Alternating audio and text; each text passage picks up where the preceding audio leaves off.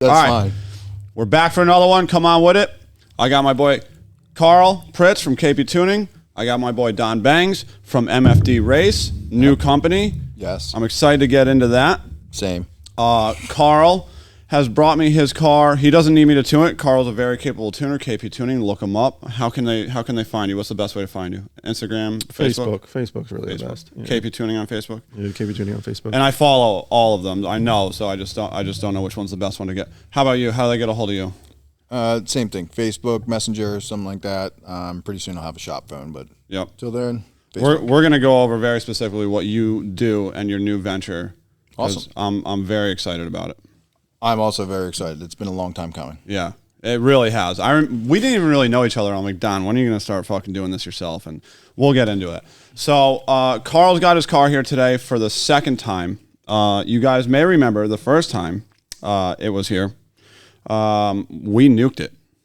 We disintegrated it. We might not have reached the small block turbo record, but I'm pretty sure we reached the record of the highest flames inside your shop. Dude, so Karl brings me the car. Karl has a dyno jet, but I always love like when somebody of Karl's caliber brings their car here, right? And he's just using the main line, right? He doesn't need me for shit. And he brings the car here, and it's a hot rod from the word go. We strapped it up, and it was making power. And long story short, Karl asked me how much the small block record is, and it's 23 and change, held by John Walters with another LS, which is annoying to me that we can't get a small block Ford here to make more power than that. But that's another deal. The car comes here and it's making like 2,200. Like we're like close. We're getting there. Right? And so it was, Karl's like, we're going to break this record. Okay. I'll just give you the story. We'll just go over the story. Right.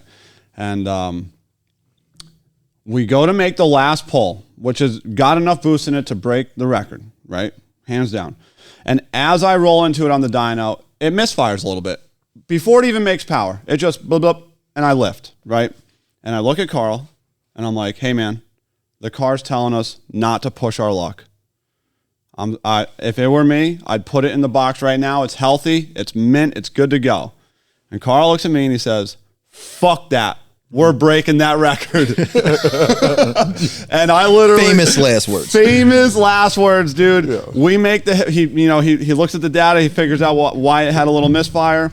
We make the pull literally back to back, and this thing...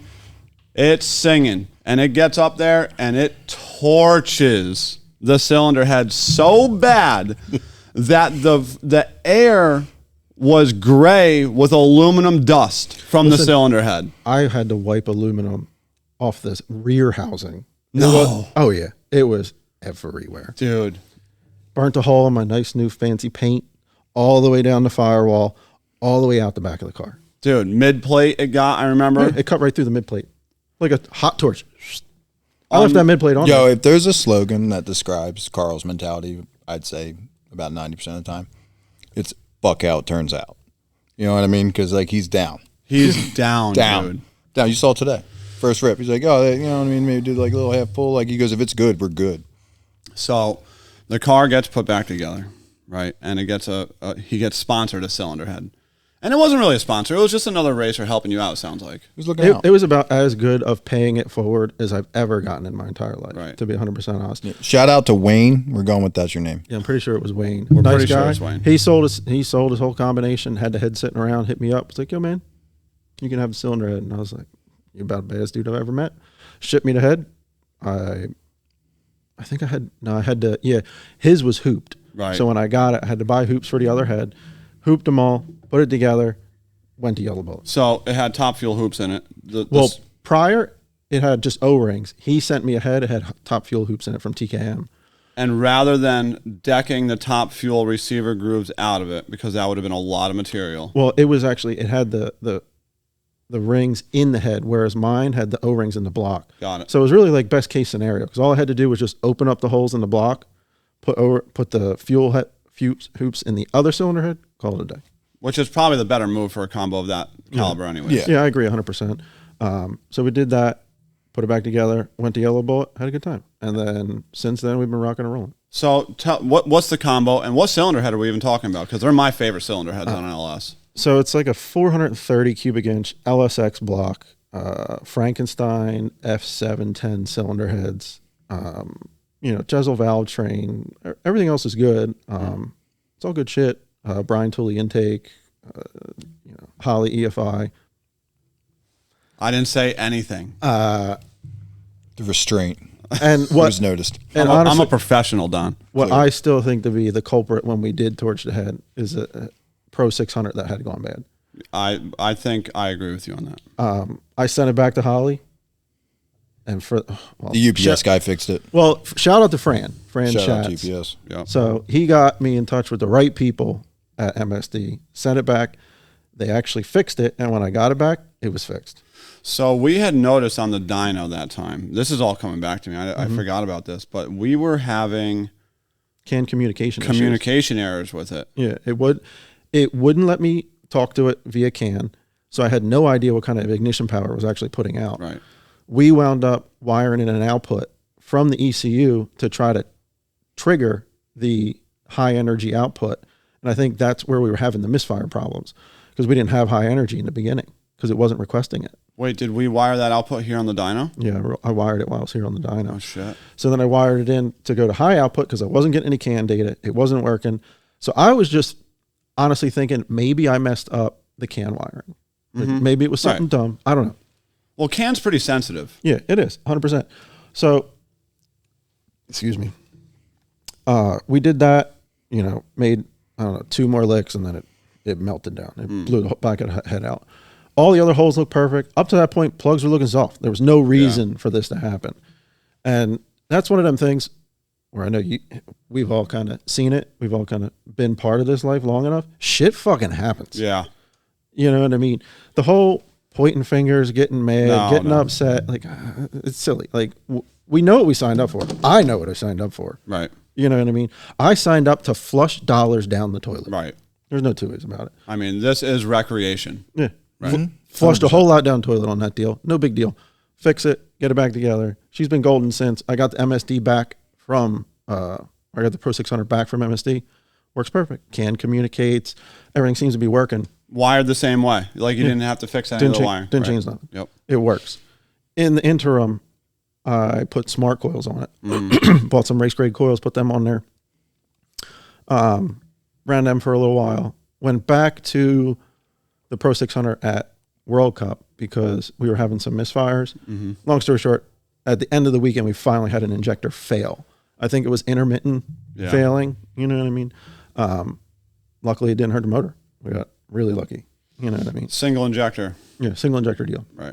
So when it went bad, it was just Right. It just wasn't. It's a dead happy. hole. Yeah. And then since then, the car's been solid. We went fast at World Cup. Went like 660 at 207, something like that. So I was happy with that. It's tickle pink. This year we went out. Did you say tickle pink? Tickle pink? Haven't heard that in a long time. I mean, I'm usually red, so ones. going pink is pretty good. Right. This year we went out to we only went we went tested once and it ran really well. And so far she's been great. So why is it here today? It's here. Rain. Rain. Oh yeah, that actually is the truth. Yeah, we were all supposed to be down at Cecil Streetcar Shootout or whatever, running LDR. Right. I had a 98 on the car at World Cup and right now. And when we heard it here the first time, it was 98. So. No. It was on the FIS 106. Got it. We had the 106 on it then. So this is a HP. It is a HPT 98 103. And so when we heard it, it was a 106 FIS. Yeah, it Got was it. a 106. For this year, we put a Circle D converter in it and went out and made nothing but progress. So it was great. Car went down every pass, went faster every pass. I was thrilled. But with LDR, I can run a much bigger turbo. My car's heavy right now because of the iron block, everything in it. I got a lot of weight in the back to try to keep the percentages good. So I was like, we may as well put a bigger turbo on it. Like, why am I going to pigeonhole myself? So I got a hold of Don. I don't really got to get a hold of him. He's down the street from me and been friends with him. Yeah, I block most of his calls, honestly. For forever. So He got me hooked up with HPT, got me a 116. Threw that thing on there. Big motherfucker. Like I said, fuck how it turns out. It's just, We're going to find out. Yeah, We're here for a good time. Karl, We're not here for a right? long time. Exactly. We're not sure what those blocks are good for, but we were about to find out. 100%. That is for sure. So put the 116 on, spool it up. It spools up like the 98. Yeah. Insane. It honestly doesn't make sense. How I got to be honest with you. I don't have a lot of HPT experience, but with everything I've seen so far, I've probably done, I don't know, 6 or 7 cars, some of them twin, some of them big singles, and they rip. Yeah, they rock and roll. It's impressive. Are you seeing the same thing? Everything I've seen from these things, every car I've swapped over from something else, it doesn't really matter what it is, okay, is same results. They kind of rip, Insanely impressive. Yeah, that's cool. Yeah. Super lightweight. You can just see in the design, you know what I mean? They really keyed in on a lot of features. You know, they kept it super lightweight. It's got a one-piece center section. They definitely look a lot precision-y. Yes. Yeah. Well, I mean. Harry was Precision. Yeah. Oh, okay. I didn't know this. Yeah. Harry owned Precision. He started Precision, then sold that off a few years ago. And I was right I mean, it's kind of come back out on the market with HP Turbo. So. Okay, so now this is a lot less surprising that these are gangster turbos. Right. Like we're not starting from the ground here. Yeah, You know what I mean? There's a big running start here. A lot of background, a lot of tech being used. So I won't say what makes the turbo tricky because I feel like that's kind of rude to do. What do you mean? What makes what are you talking about? What makes it tricky? What makes it work? What makes it fancier than others? So when we were at World Cup, we all have to get teched in, right? You know what I mean? Oh, you're saying you don't want to put out their whatever you think their secrets might be. Yeah. Well, and I don't know them. I mean, neither does he. It's what he's decided he thinks it is. Well, no. I'm just going to talk about something. Yeah. So nonetheless, we go through Detective Borman, John Sears checking it out, this and that, and he's laughing while he's measuring things and looking. He's like, "This motherfucker." Well, I can tell you, right, and hopefully I'm not blowing anybody out here, but the first thing that I noticed is how small the nut is on the compressor wheel. Yeah, it's not like the Apex, but it's pretty close. So you got to have it though. It's there. When Dustin from Hearts was here, when we were testing turbos, he explained to me how much that's worth. Huge. A lot. Well, here, how about this? When I bought this turbo, I put it on, and if you told me the results that I got over the turbo I had before, I would have told you you're a fucking liar. Because you went from a 106 down to a 98 and picked up. And huge. Up. Yeah, picked up a lot. Huge. Yeah. It honestly didn't even make sense. And almost apples for apples. It's not really apples for apples for oranges. Same exhaust wheel dimensions, but in a FIS 88. So it's their X275 88, which is massaged. Right. So it may as well be a 98, but at the tips a little bit. Right. I mean, it meets the rules. Yeah, it meets the rules. Yeah. It's not a box stock 88. You know what I mean? Right. So nonetheless, I went from that to this. I dropped over 100 degree of intake air temperature. I picked up over 100 wheel horsepower. Yeah. I spooled faster, and I made almost 200 more early on through the spool up than I did with the FIS. Yeah. Well, we were talking when you guys first got here, right?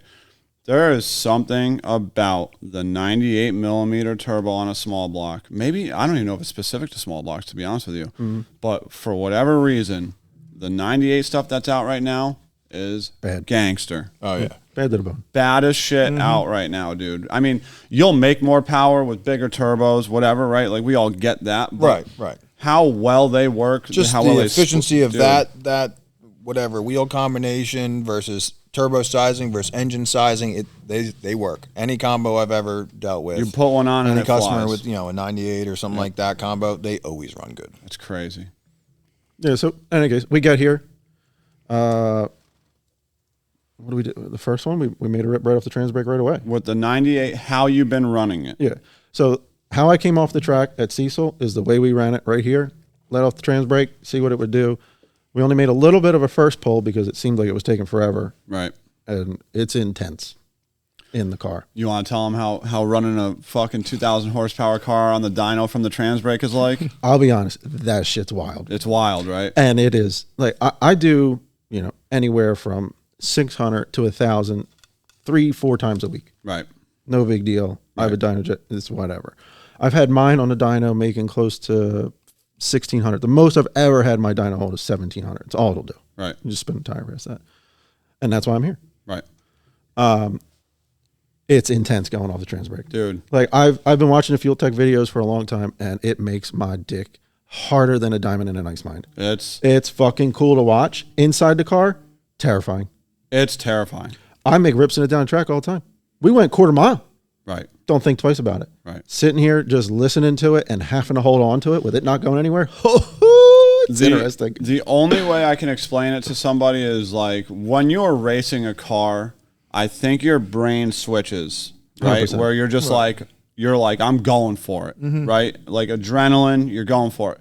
But we're stationary. Yeah. So you hyper focus on that's it. The breathers and the noises and the vibrations where these are things when you're making a rip, you don't care. You're on the wheel and you're just trying to keep it straight. Right. Exactly. You don't care. So like, do you think can't help but notice the engine next to you, the transmission. Right. Like the drive shaft spinning, dude. Yeah. Right. Do you think that's what it is, or do you think it's just 100%. Yeah, it's got to be, right? So No, it's a lot of that, and it's fucking over 2,000 horsepower. Right. You know what I mean? Like, it's just a lot of horsepower. There's no two ways about it. Yeah, like at that point, it's like if it doesn't go well, it doesn't go well in a very spectacular way, typically. At a very spectacular. Yeah, I mean, last time Derek wound up with a small tan. Yeah, right, exactly. Yeah, exactly. It was actually it's almost like a nuclear explosion that had going off. Dude, there are like we took stills of like the video, and like you could see my face get illuminated.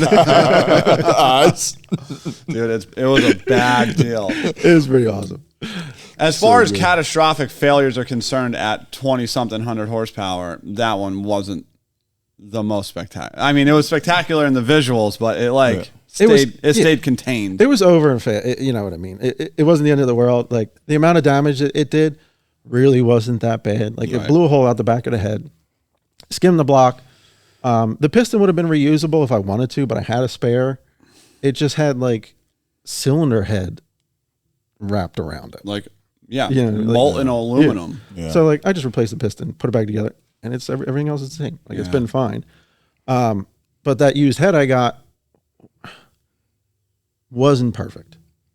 That's the head that we're having issues with right now? Yeah, it's that head. Right. No, it was used. Yeah. So that head that engine probably went through some shit because like you could see marks in the chamber where a piston hit it. Yeah. You could see it was dolled up in places from where they melted it before. Right. And the one spark plug hole was always a little rough. Yeah. You know what I mean? I ran a tap through it, but it was always a little rough. Yeah. Well, you can't tap what's not there. Yeah. Well, now, you just kind of that's the push case. it around. So, first rip, feeling it out. What was the second rip? It made close to 2,300, right. 22 and some change. Yeah, 2298 or something. Yeah. So it made damn good power. We swapped to the 116, made a little bit of a pull just to see where things were at. Mm-hmm. And went to pull plugs, and now the one won't tighten back up. Right. So number 6, was it number 6? Number 6. Yeah. Number 6 spark plug hole stripped. And the only part that burns me up about this is I literally have a helicoil kit. He won't let it go. He won't let it go, Don. Dude, Karl, we'll look in the trailer again after the podcast. Dude, we would have done this podcast probably an hour ago, but Karl's been in the trailer looking for these inserts, dude. Like I said, he was committed. He was committed. I had the whole kit in there because I knew it wasn't in the best of shape. And for whatever reason, the inserts are gone, and I have no idea where they're at. But the reality is like, if we were at the track and we were in eliminations and we had to get this done, I would say do it on the car. Yeah, 100%. But it's not worth doing on the car right now. No, it's not. But it was just one of those things. Like once I went looking for it and I found I couldn't find the inserts, it's just making me mad at this point. Like I just had to find them. Yeah, you're like, where are my inserts? Yeah, they're gone. Yeah. They're gone. So somebody didn't want us to finish it up today. I'll be back later for the record. You're really after that record, huh? He's coming for it. Yeah, we're going to do something with it. Oh, man. All right, bring it back for the record. I don't know. I mean, if it's still together after this 116 gets a hold of what it's supposed to, we'll be back. But until then, it is what it is. Yeah. Well, goddamn. So what are you going to go race with it after this? So we were all, the three of us were supposed to be at LDR this weekend at Cecil. Mm-hmm. I think we're going to the Blood, Sweat, and Tears at the end of the month. Yeah. Oh, are you legal? Technically, yeah. Huh? What? Because you haven't shown times this year? This year, yeah. January 1st. 365. I hate that rule. It's so my problem with that. Same. So it's a I fully shootout. agree. So like if I was grudge racing, I'd 100% agree. You can't show times. Right. Like that ain't cool. I got it. You build grudge races. You set up grudge races. That's grudge racing. If you do no time shootout racing, That's not you do grudge no time racing. shootout racing. Explain your position, because I'm not sure I follow. What I'm saying is, like, you got the guys that do the grudge race, where they go out and they seek these individual races, you know, in the lanes, 8 p.m., so-and-so versus so-and-so, Yep. 2 on 20, whatever it is, what it is. One race off, boom, that's it. There's guys, that's all they do with their cars. Right. Grudge cars. Right. You know what I mean? But if you're building these cars and you're going to these races and they're popping up more and more and more, you're seeing these big races and these shootout stuff. The no time races. Yeah, just all the no time stuff. I mean, I just feel like shootout racing, you know, they get real hung up. Like if you do that, I don't see a ton of crossover, I guess. You know. Okay. So I feel like if you want to, like, they don't want to show times because they want to be able to grudge race, but all they do is shootout race. So are you advocating for just not even having the clocks off at all? You just have the clocks on, or are you just saying fuck that 365? I'm just saying the rule. Like, so that's like All right. basically everyone's argument to the rule is like, well, I can't, you know, if you show times and then come to this race, obviously people are going to know relative what my car runs based off of how close or far I was from you. Listen, tuner math. These You know top what I classes mean? that are So- going fast, you look at a car, it's a small block. It's got a 98. It's got an 88. You know how fucking fast it is. It's this age. It's You're the age within- thing. If you've been doing this as long as us have been doing this, if you can't look at a car, make a few hits in a row, and have a pretty good idea of what that car runs, or at least be in the ballpark, I mean, I fully agree with you. I never really understood it. I get the grudge side of it. yeah, I guess I agree and I with fully, you. I get the grudge Right. side of it, and like I'm just saying, like if you're going to build a car and go, you know, after that style of racing, like I would fully expect you to adhere by these rules. Right. You know, and support that kind of way of thinking and stuff like that. But, you know, if you're trying to put on these shootout races and stuff like that, I don't know, like this hard up with this 365 or no time shown or whatever. But here's the thing. It seems like it's more of an homage to the past maybe in the North. Because when you look down south, who do you think of for a no time shootout series? When you hear no time shootout series, who would it- The Carolina No Thank Time. you. exactly. Because They they don't have care. the coolest merch, hands Yeah, down. Easily. it's bad. Yeah, obviously. It's fucking Yeah, cool. it's awesome. sick. Yeah. But It looks like this, all of it. Yeah. Yeah, and it's fucking sick. So Carolina no time, they don't give a fuck. Right. Okay. You can show times today, tomorrow, and go Oh, racing on really? Sunday. Yeah, doesn't matter. At the end of the day, the way I look at it, I don't know about you guys, but I've never shown up to the same racetrack twice trying to go slower. Yeah. You know what I mean? Every time I go to the racetrack, I'm trying to go faster than the time I went before. Okay, and if that means changes to the car or whatever, I mean, we're going to do whatever it takes. You know, Right. so it's like a lot of times you showing up, give me 2 days, I'm coming with a different car. Right. You know what I mean? And it's like outside of class racing and stuff like that, which obviously not what we're talking about here. You know what I mean? Like there's no essentially rules as to what your combo is. Nobody knows what you have. There's no rules there or whatever. So who's to say that's the same car you run in class? Typically in class, you're going to be heavier than you ever want to run your car. Right. You know, due to rules or whatever. So Right. first thing you're going to do at a no time thing is like, well, how light can we make this thing and still make it go down the Exactly. racetrack? So as far as I'm concerned, that's a different car. Yeah, I You know what I mean? agree with you. Half the cars I work with, you got to add 400 or 500 pounds of these things. You know what I mean? To read rules nowadays. So it's like show up to a no time race and a 500 pounds off the car. Like, that's a different car. I never understood the 365-day thing for all the reasons you guys just said. It seems so stupid to me. Yeah. You could sit on a starting line and know within, I'm not going to say a tenth, because when they're going real fast, like moving a tenth is like, it still looks fast as fuck, right? But you could be within 0.2, like pretty accurately almost every time. And then on top of that, if you know the combo, if you're like, oh, that's a small block with a 106, well, like, what's the fastest small block with a 106, right? Like 380s? I don't know. You know what I mean? Like, is that the fastest one in the fucking world? That's what I'm saying. If it's the fastest one in the world, I'm worried about it. If it's not, I'm not. You know what I mean? Mm-hmm. So, yeah. I mean, the other biggest problem is no time isn't a thing up north. What do you mean? Nothing in comparison to how it is down south. We And that's just don't have enough no time racing to go. I'm a no time racer. Ooh, Whoa, my bad. animal. You just almost totaled the whole Dude, podcast. I think you fucking broke it, dude. You just come up here to tear shit up. Dude, Any every way you time he's can. here, he just Any way you tears can. shit up. The engine's still kind of runs, so like, let's fuck the table up. Alibaba fucking table. It's like, Jesus Christ. This table is awesome. My buddy's made this. AJ made this for me. It's amazing. It is beautiful. It is very cool. This is inlaid. I never once explained the table to anybody. So everybody thinks I don't know what they think, but I thought it was a sticker when I watched. oh, okay. So maybe they all 100%. think it's a sticker. Yeah, no, dude, this is carved out. yeah, this is all CNC'd out, and like a plexi inlay, and then this is the original table, right? So this is like 2 different planes. It's sick. Yeah, it's they did an definitely amazing job. 100%. So, like I was starting to say, there ain't enough no time up here, as far as I'm concerned, to dedicate your car to be a no time racer. Unless you're going down south on the regular. Right. But down south, Carolina no time doesn't care. So why should we care? I guess I agree with you, right? But like I think what you're saying is like there's no grudge. I'm not gonna say there's no grudge racing. There's not a lot of grudge cars. Like I agree with you. Like I don't think the 365 day rule should be a thing, right? Like you want like Gordo wants to put a no time event, and I don't think he has this rule, by the way, Gordo. Gordo doesn't know. Yeah. He doesn't care. He just Like, wants cars. Typically doesn't care. Show up, run a shootout with the clocks off. Great. Run what you bring. Yeah, sick. Bring any car. Great. If it fits the rules, great. But the but grudge racing is different than that. And to your point, you don't see much crossover. You don't see dedicated grudge cars that race for 50 grand also trying to get into a shootout. No. They do their own thing. They stay in their lane and they pick the races and they do their thing. Right. Good for them guys. Yeah, absolutely. I mean, they're brave as shit. Fuck that. Yeah, No, I don't thank you. know. It's definitely not what I want to do. No. It just like I said, down south there's a ton of tracks. It seems like there's races anywhere you go within a couple hours. Anyway, you're hitting tracks. There's races every weekend. Up north, unfortunately, we don't, at least right where we're at, we don't have it like that. Right. So you know what I mean. A lot of the tracks do a ton of bracket racing and stuff up here. It's super popular. So the no time hasn't really grabbed hold. So yeah, like I said, it's just the availability of races. If you're gonna, you're gonna get in where you fit in.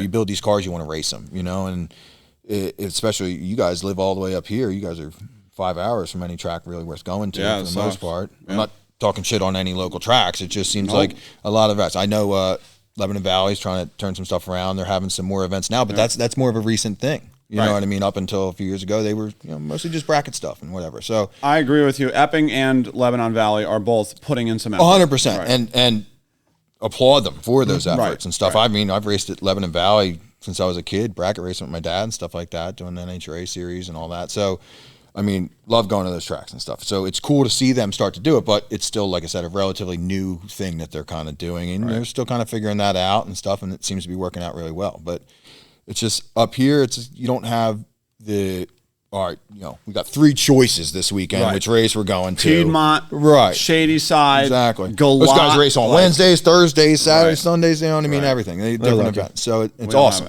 It's awesome. I'm jealous, okay? Good. And if I did, maybe I'd have a different opinion on all this. But at the end of the day, like, we're just trying to race any chance we get. Right. And then I showed times last week. I can't go now I can't. I got to sit out and watch. You know what I mean? And it's like, if you fit the small amount of rules you have and stuff like that, like, it's a shootout. So, and I don't know. Maybe there's a million reasons that I'm not thinking of the guys that do this all the time and stuff like that, and I'm just naive to it or whatever. I just feel like if you're trying to have, if that's what you're gearing your car towards, it's just the grudge race stuff and those individualized, then money races or whatever. You know what I mean? Stay in your lane or whatever. Stay out of the shootouts. You know what I mean? Right. And if you're going to build your car to race it, you know what I mean? And stack it up against whoever shows up, kind of thing. Like, that's a shootout. It's just a different kind of deal. Let's also pump the brakes on this deal. Fucking draggies and social media killed no time. Yeah. Right? Exactly. Like, we all, even when we don't get slips, we all know how fast we're going. Right. G meters and drive shaft curves. Dude, it goes back to what we were saying. We've all been doing this long enough to where you look at a car, you're going to know how it goes. So when I'm at the racetrack, it's not like I need to go around and ask 20 different people as to what I should be doing, what are they doing, you know what I mean? I'm asshole or whatever, but if I got my buddies there, it's like, all right, like, this is what we're doing, blah, blah, blah. Like, what's working for you here? Like, this is, how are you managing this track surface or this surface there or these changes here or whatever? And it's like, we bounce ideas off each other. We're all helping each other out and, like, collectively all trying to go faster. Right. You know what I mean? So, I don't know. Maybe it's just because I come from that more style of racing. I didn't grow up just doing the grudge no time stuff, so it's like So I've done a fair bit of both. I've worked on a fair bit of both cars, and I'm going to be honest with you, and I might get some hate for this, right? But there is nothing harder than winning a class race. 100%. In drag racing. 100%. I don't know. 100%. Right? There's no two ways about it. No. Most of them are I don't know how you could really argue limited. that. And I'm not saying that it's any less hard at the highest level of, you know, in any kind of racing. You know what I mean? You get, you know, some of those no time cars, like the big Jake's race that just went down a few weeks ago. I mean, those cars are the top tier. He didn't have a 365 rule, did he? I don't know. Because there was a lot of different types of cars there. I don't know. Like famous cars. I actually think he does. I'm pretty sure. And that's probably one of the big races where I did see a lot of cars that typically just grudge race or whatever, maybe dipped into that one or whatever. But dude, that money's bringing them around. You put a $100,000 pot out there, you're going to get some people out of the woodworks. It's also below the Mason-Dixon.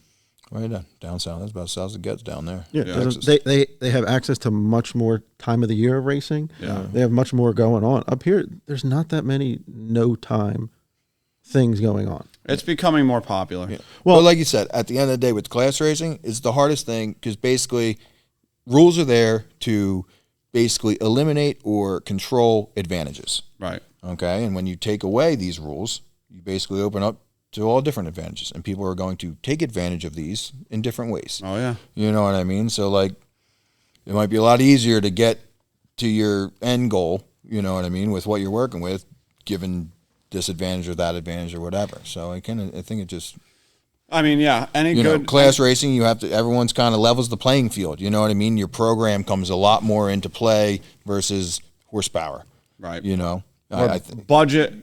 Well, no, I was going to say budget becomes less of a factor, and to a degree that is true. I mean, budget. Well, yes. I mean, at the end of the day, like, you're always going to have the guys that don't care what it costs, right? You know, and they might have a little bit different attitude about their equipment or something like that, or how they feel like they need to treat it and stuff like that, versus the guy that's got one engine and it's got to make it last, and if he wants to make it to the next round, it better be alive, right? You know, stuff like that, where it's like you got another guy that you might have 3 engines and a whole crew of guys waiting to swap that out for him once he burns this one up, because that's exactly what he plans to do to beat you. I've worked for both of them. Exactly. So, and it's all about managing all that. Going fast is what you got. You might have a lot, you might have a little. At the end of the day, you got to try and use what you got to go faster than the next guy. I'm going to be honest with you, though, regardless of budget in class racing, right? Because I feel like when you get to class racing, everybody's got enough hardware to win, right? For the most part. Yeah, exactly. Once you get to a certain level, you know what I mean, you're all kind of playing with the same cards. Right. And it really boils down to who's got their shit figured out better. The cream will always rise to the top. Yes. You know, and your program comes into play. Like, you know, you've heard people say it before, like, you win races during the week. Okay. And then you show up because you were prepared and everything is right. And that is how you won the race. You've already won the race before you put the car in the trailer, you know, with your preparation and, you know, your analytics, your decision making and all these things and all the stuff going into race day. That's what put you into the position to win. I've always heard with heads up racing, the race is won in the pits, which is essentially what you're saying. It's essentially the same kind of deal. It's like what you do on the racetrack is secondary to the decisions and the actions already done that got you there. Right. You know, and having your program situated in a way, however that may be, the people you have helping you, that you doing it yourself or whatever, but like having your program lined out and having the right people in place, tuner, you know, engine builders, whatever it might be. Chassis guys. Know any of those? Some. You know, no good ones. Yeah, no good ones, really. No. But this one had me going right for 4 years. Yeah, I don't know if it was his fault. I'm going to blame him. It's fine. We could blame him. That's fine. I'm 100% going to blame him. He blames me for everything on his end, so I'm going to blame him. That's true. Good point. Totally fine. So, but like I said, it's you know, going over that and making sure you are prepared to win before you ever even have the opportunity to win. Right. You know, and making sure those things are done, I think, is really what sets teams apart. You know what I mean? Like, you'll see certain people, you know, you see a lot with tuners and stuff like that, or where they have multiple different customers, or maybe they start working with someone new, maybe someone that might have struggled or something like that, and then all of a sudden you see them working with this new person that's always had success, and you see their program start to turn around. Because you can only imagine that they're kind of starting to implement, okay, this is how you need to be doing this. Right. You need to have the car do this. Okay, after that, we're going to do this. And then you kind of put these systems in place and these routines and stuff like that. Like, the routine is huge. There's something to be said about, you know, so exactly what you're saying, right? You see a lot of these teams bringing in other people, and it may not be specifically for the services they provide up front, right? Mm-hmm. They just might need a change, a structure. You know what I mean? be like, oh, this program wasn't working. You see it in professional sports all the time. All the time. You know what I mean? Like, I'm not a sports guy, but they're always swapping out front office people. As far as I'm concerned, front office people don't play the sport. You know what I mean? But they're the decision makers. You know what I mean, or whatever, and they're deciding how things are going to be run or routed or whatever, that kind of thing. So it's like, Karl, are you gonna ever really do some class racing with this thing? Like, are you gonna ever go for a championship? he's got to stop breaking it first. That's what I was trying to do this year. Oh, really? Yeah. What was your plan? We're running LDR.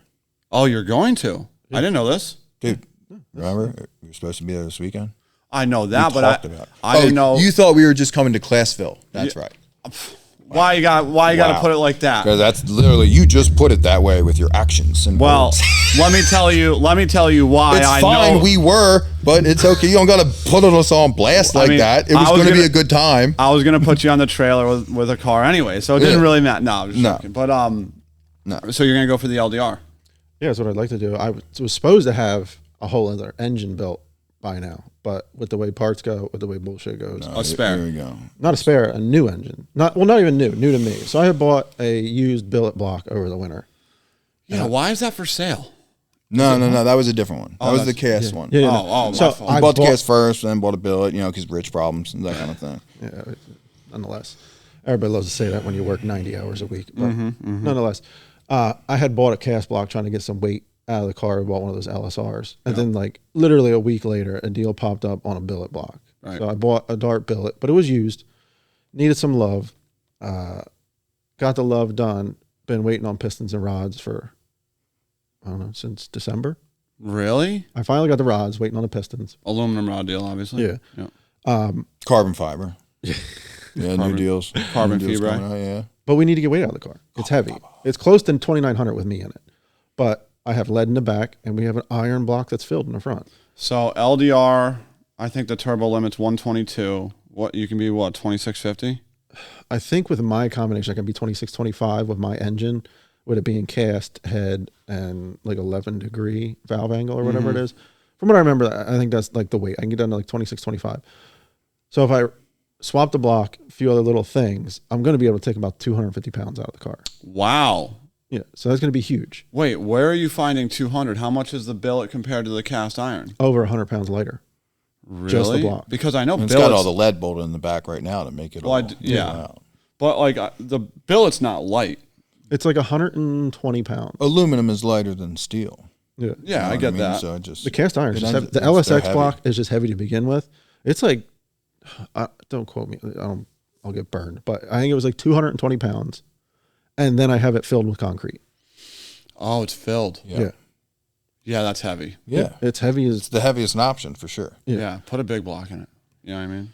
No, I'm just joking. no, I should have. But then the whole Decisions were chassis made. needs more upgrading. Like, Right. It needs a double frame rail. It needs Yeah. a bunch of shit. It needs Yeah. a big ass anti-roll bar. Yeah. Needs, Well, a good, it's needs a got- good chassis guy to do it. We don't have one. Which, if the 116 works out like we expected to, it's getting all that stuff anyway.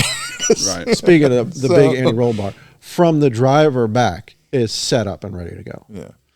We did that last year. Right. Was it last year? Was it the year before? Yeah. Yep. No, because last year, no. No, it was the year before last. It was like the right before World Cup. It was end 2 of years It was ago. end of 23. It was World Cup was right the first before- time out. Right. Yes, exactly. We only did World Cup and then we raced it last year. Right. So Karl had an issue. Karl had gotten this car. Can I put it out there? Karl got this car, had a small block Ford, should have kept the small block Ford. I won't argue with you. And then he put the LS in it, and it was kind of a hot rod, but it smacked the wall at one point. Right off the rip. Basically, like second pass out. It was a hot day at the track. Yep. And it started to spin just a little, but it's like, you ever have a radio that will spin just a little? Mm. It started to spin a little. I didn't feel it, didn't notice it, and it shifted. Oh, all set. Yep. That was That's it. There was no saving it. Nope. No, there was nothing you could do. It literally went, I think it was like 80 mile an hour to 160 in 0.2. Right. There's nothing you could do. And then it slapped the wall, rear left.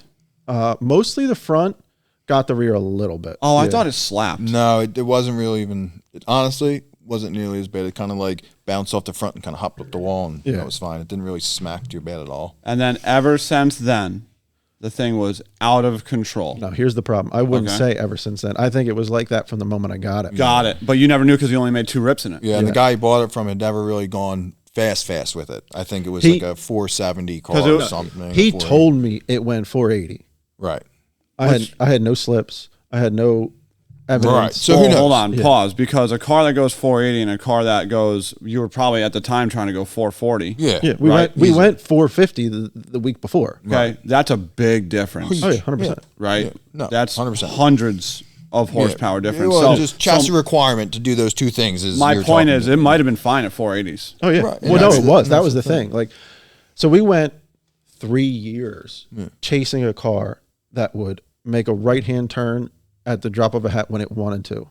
Yeah, it was bad. It wouldn't do it every time, but if it had a good, if we tried to go 450 or better, it was making a right-hand turn when it wanted to. So it hits the wall. They get it back to, two passes on it. It hits the wall. They get it back together. They start making laps with it and try to start going fast. And I'm telling you, when this thing was out of control, dangerous to drive, I'm not shitting you. Like, it was at the point I was almost terrified to drive the thing because you would work into it. All right, let's start off soft again today and see if all the changes we just did fixed it. Because when you went slow, it was okay. It was fine. Oh my God. Like you could go 460s or 450s ish all day. You try to go faster than that, it was like rolling the dice. It was like rolling up a towel. Right. And the tighter you rolled that fucking thing, the faster it was coming back. Whatever was going on in the back of the car. Yeah, it was like sprung or something. Yeah. It was very odd. Once we cut it apart, like there were some things I found. There wasn't really a smoking gun, I would say. No, I was just about to ask That's what I'm saying. Yeah, unfortunately, there was no smoking gun type thing. There's a lot of things that we didn't like. Like obviously, after chasing problems for 3 years, it's like, well, definitely wouldn't have done it this way, that way, because it was stock suspension. Yeah, stock suspension, but it had the upper torque boxes, it had the lower torque boxes, and then at one point we got sick of it. We cut the tubs out. We cut almost everything out and got it down to like just the back half of the chassis sitting there. Don went in, added some bracing, added some gussets. We welded more things in. And we're like, to the stock suspension. Yeah. We're like, this thing should be good. Yeah, whole new car. No doubt. New anti-roll bar, put that big Mark Williams 3-inch. Yeah, Pro Model. Yeah. We're like, this thing's going to be good. We're going to be good. I get the car painted. I get the engine fixed again. That's a whole other story. Wait. What color was it originally? It was like a dark blue. It was a newer Ford dark blue. I forget what it was. Because right now is that an OEM green? Yeah, it's Calypso. Calypso, dude. Yeah. It is gorgeous. That's the money right there. Yeah. Color.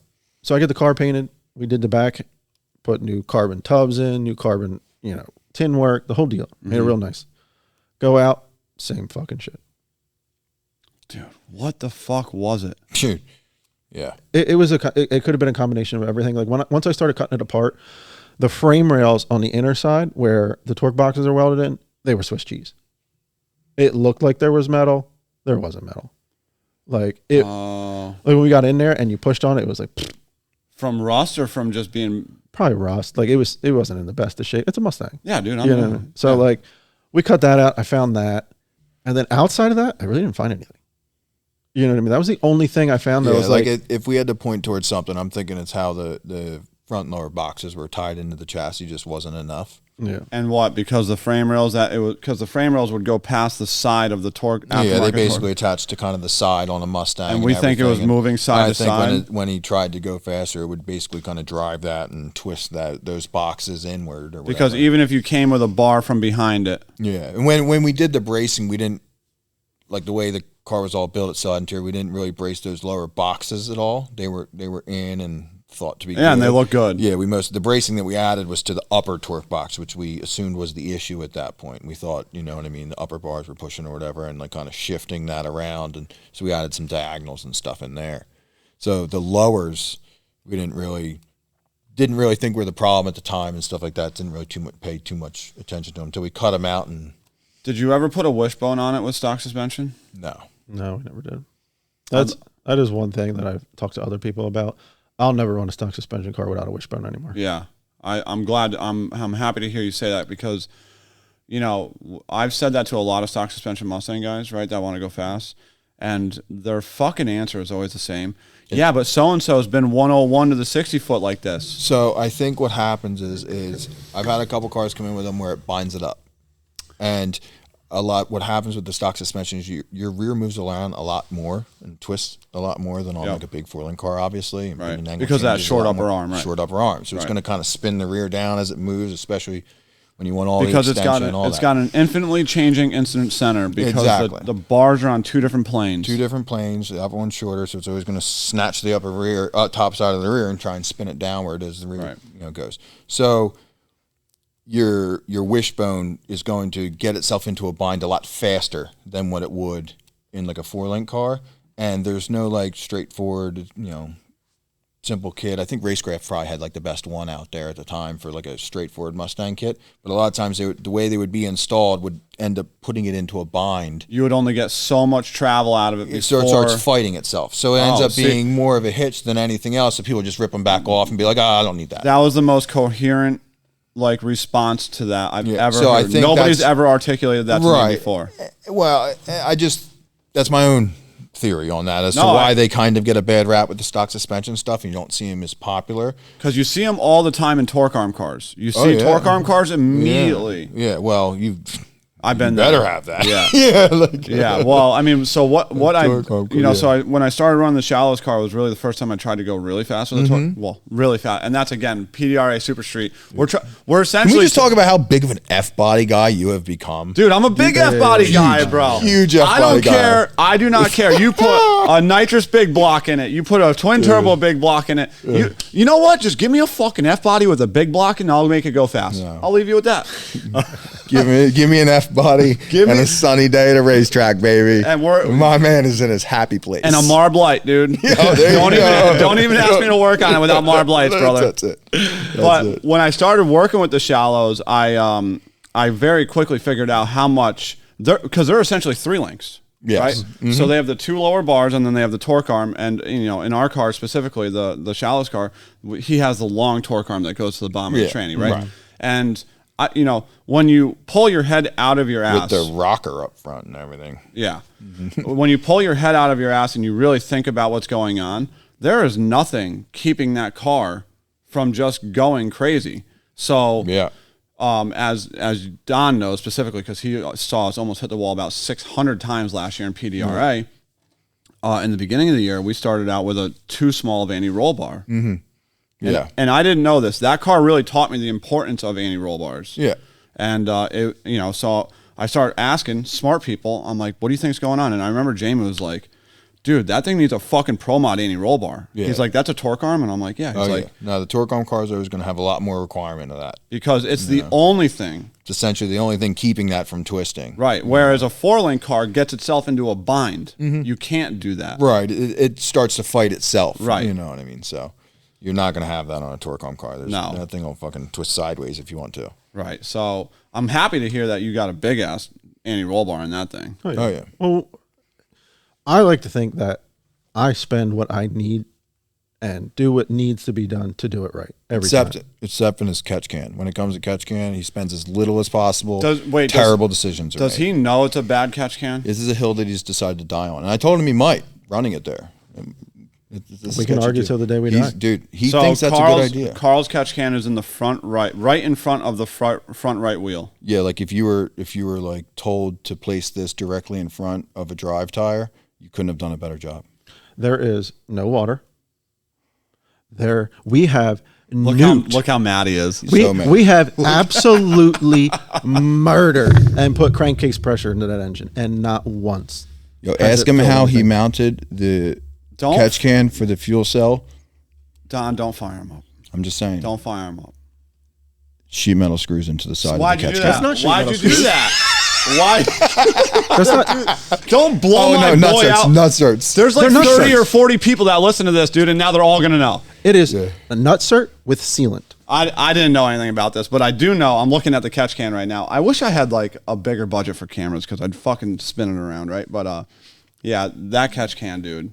It works. It's solid. It's been modified 3 times to try and make it work. I see the powder coat has been ground away, and there must have been welding done to it. Sometimes things need a little massaging. You figure it out over time. Okay. But at the end of the day, she's dialed. She works. She vents.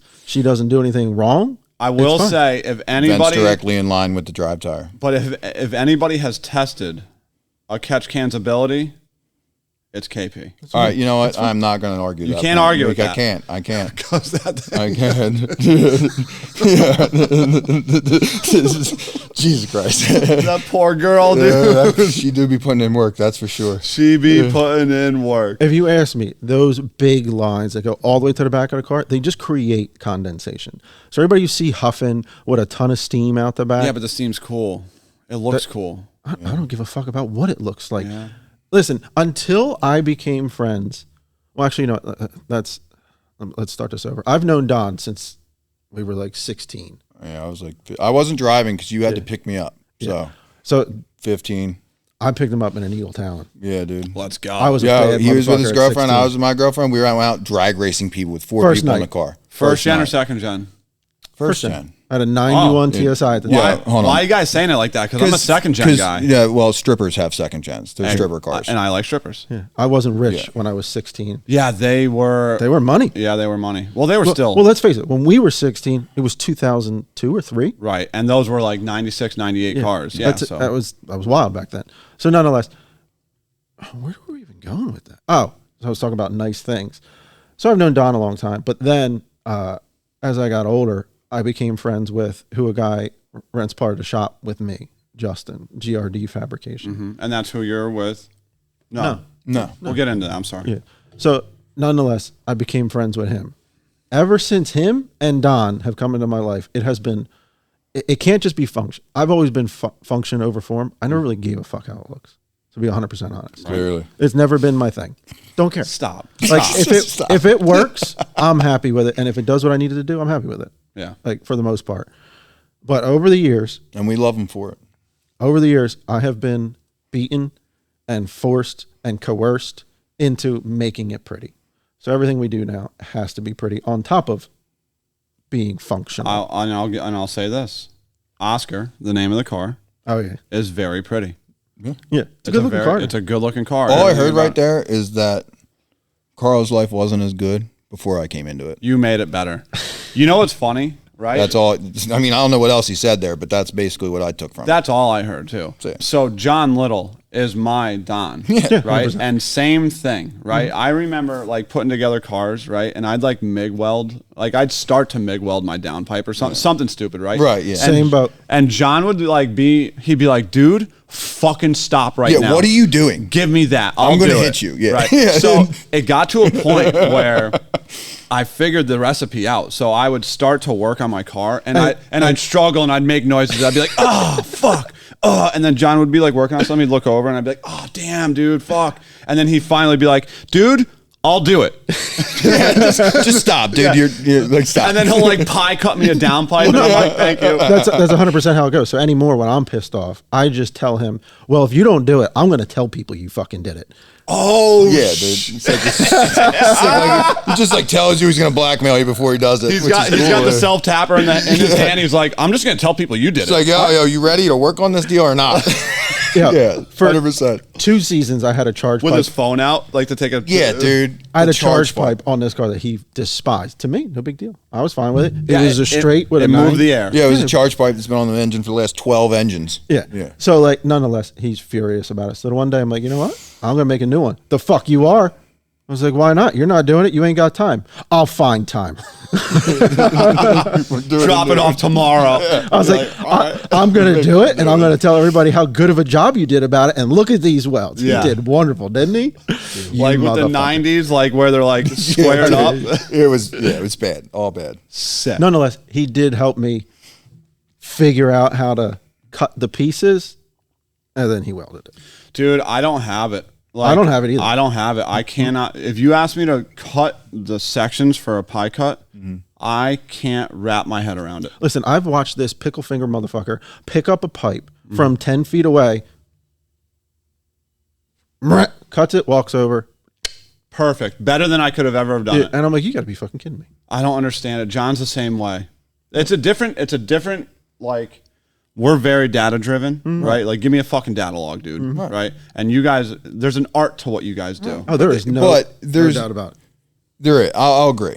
And but I don't feel like it's any different. Like you guys, like I said, you send over that data log and you will look at that screens of numbers and lines or whatever without ever seeing the car go down the track and be like, so how'd it feel at this point? You know what I mean? You're like, oh yeah, dude, I felt that. You're like, yeah, I see that. You know what I mean? And it's like, yeah, we'll see him be like, you got to move that 4 lane. Exactly. And that's it. Like what? Exactly. And you'll be like, all right, well, I did this, boom, and you'll go into the tune, you'll make your adjustments or whatever based upon what you see. And it's like, what is that based on? And it's just experience, you know, it's doing the same thing over and over again or whatever. And it's just, you know, you fuck it up enough, you figure out how to do it correctly. That's or at least facts. at least better. I mean, that's how we've learned, right? So now, Oscar, you know, so you guys heard the whole story about how the thing wanted to kill Karl every time he let go of the button, and I saw it firsthand.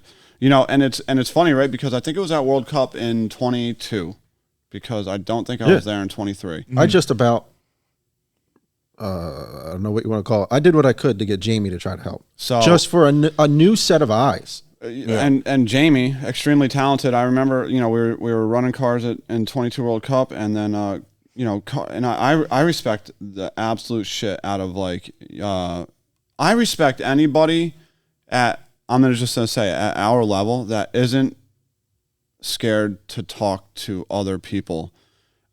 I don't know if I'm making ask for help. You know what I mean? Whatever, yeah. Like you were like, hey man, do you think it. you could get Jamie to look at my car? And I'm like, yeah. And Jamie was like, yeah, I'd love to. And he went over there. And that's how I knew, like, because, like, when you see it on the internet, you're like, they're missing something. Yeah, they're fucking missing something, right? And then Jamie gets under there and he was like, it should be fine. And that's it. And, like, and then it wasn't fine. No, it wasn't fine at all. And like you said, we fought this car for so long. And it's like, it's got me, like, I'm feeling like a dickhead out here. Right. You know what I mean? And it's like, dude, this thing should be good. Like, I don't know what's going on here, but we need to just take a complete step back. And ultimately, that's what we ended up doing. You know what's funny is, you know, because of your car, you know, when Chris Mayer started having issues with, like, I feel he got no parts. He was just like, nope. I'm cutting this shit out right away. Well, he's been on the wrong side of a wall too. You know what I mean, with the car and stuff. Let's get back to Mayer's my neighbor. That's what I'm saying. Well, that's why I just want to make it clear. Like, we're all friends. Right. You know what I mean? We all hang out. He's with me. He sees what's going on. I see what's going on with his. He saw the battle that I fought for years. And he saw that I just 4-linked my stuff. And he was like, nope. Yeah. So what with Chris Mayer? Why fight it? You know? Chris Mayer, we were having an issue. I think we could have resolved his issue because it was a little more consistent. Your car would just do weird shit. 100%. His car would go out there and it would drive a certain way, and I think it was left. His went normal. His went left. Mine would go right. Yeah, but at the end of the day, with Chris, Chris is funny. I love him to death. But, you know, when he started building that car, it was, I'm building something so my wife can drive it to the local shows and stuff like that. Amy's it's going to be a car, straight. It's actually, it's Amy's car. His wife. Yeah. Next time you talk to him, be like, Amy, how's your car? And she'll laugh. She loves that car, dude. She's ride or die. That's her car. Ride or die. Great. Yeah. So, but he originally built that car just, you know, for something that she could drive or whatever. So he was supposed to be a very mild build. I mean, so he started out with a 10-point. It was a 10-point nitrous, wasn't it? It was a... Yeah, way back, and then he put like the LS that he had out of that Corvette in it and stuff like that. But like the car was never built to be what it is. So it started off as one thing, and it quickly went boom, boom, boom, boom, boom, boom, boom to this, and then he ends up cutting the whole thing out. So then when he saw your deal, he was like, nope. So he did a whole, you know, and he chassis, and the dude's a badass.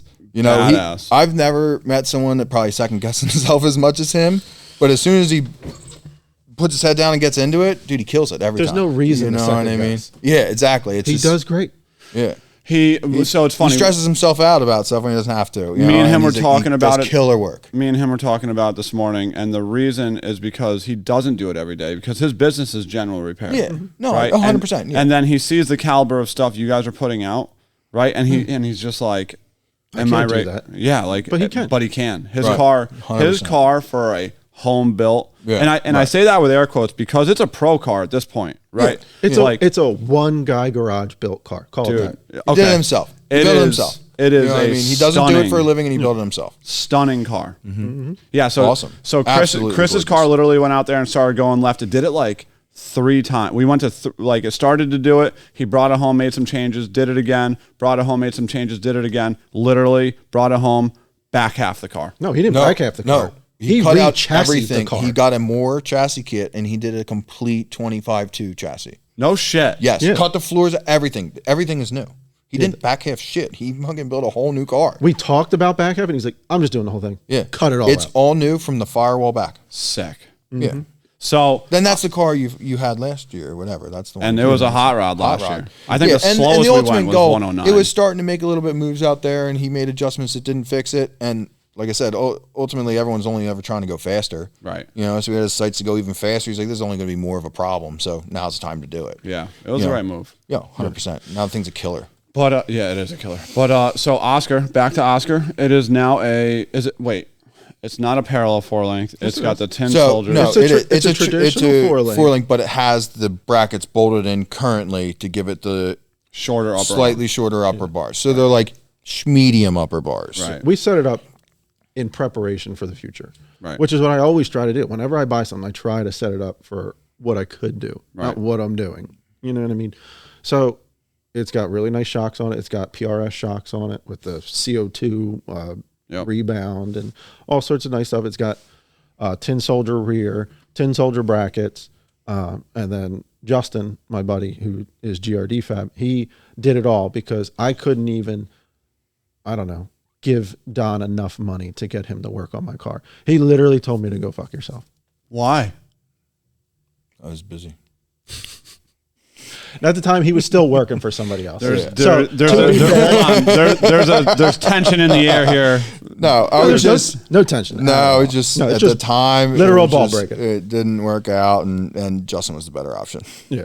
He was working So, for somebody at the which time. I ended up And doing was- it with Justin anyway. So Right. we still did it. Justin shop. It was all hands on. I cut the whole thing apart. Yeah. I sanded it all down. I prepped it all just so Justin could go in there and do the nice work. Right. You know what I mean? I did all the shit work. He got to do all the nice work. Don helped all along the way. At the end of the day, it all got done in time for World Cup of 2023. We went out, made one pass. It went the straightest it ever went. Mm-hmm. I was there for that one, right? Mm-hmm. Yep. It went, I think, the quickest it ever went to the 8th mile. And we were done. And the valve seats fell apart. Oh no, I wasn't there for that. I was there for Yellow Bullet. Yeah, you were there for Yellow Yeah, Ball. Yellow Ball. But year before at World Cup, I had Brodex heads on this thing that were an absolute bane to my existence. Tell these people about Brodex heads because I sound like a fucking hater every time I bring them up. If I could hook a chain to every set and drag them behind a boat, that's what I would use them for. They are literally in my garage as a garage. So you put your garage door down. Yeah. I use them to prop my garage door up anymore. You wouldn't even sell them to somebody. No, you couldn't pay me for them. Yeah. I will melt them down into aluminum before I give them Let to me somebody ask you else. this. Do you think it's a Brodex problem or do you think it was who you got the heads from It was problem? 110% the guy I got the heads from probably. Okay. So, Backtrack a little bit. Not necessarily a Brooks problem for in his instance. right. Yeah. It was. Yeah. It was a very bad experience with somebody who's no longer in business, no longer in industry, Right. and there's no need to bring up an exact name. But when I had purchased these, I was hyped up on the person by another friend. So I purchased them. It went, I don't know, 6 months of waiting for him to CNC the heads. I got 3 fake tracking numbers. That's weird. It's just all bad deal all around. Yeah. I finally get them. One head was done for a 2160 intake valve. One head was done for a 2200 intake valve. Perfect. Absolute trash machine work all the way around. Yep.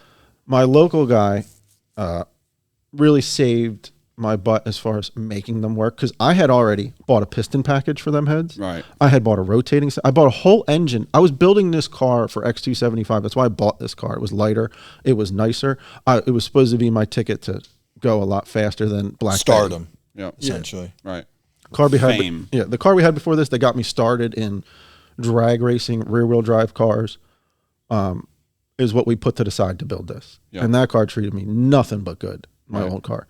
So we built this whole car, get it all together, put it on the dyno, makes great power.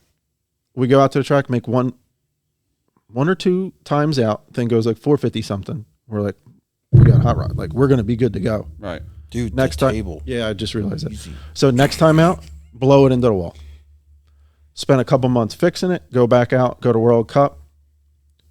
Was it World Cup or was that? I don't think that was World Cup. I think that was the Derby.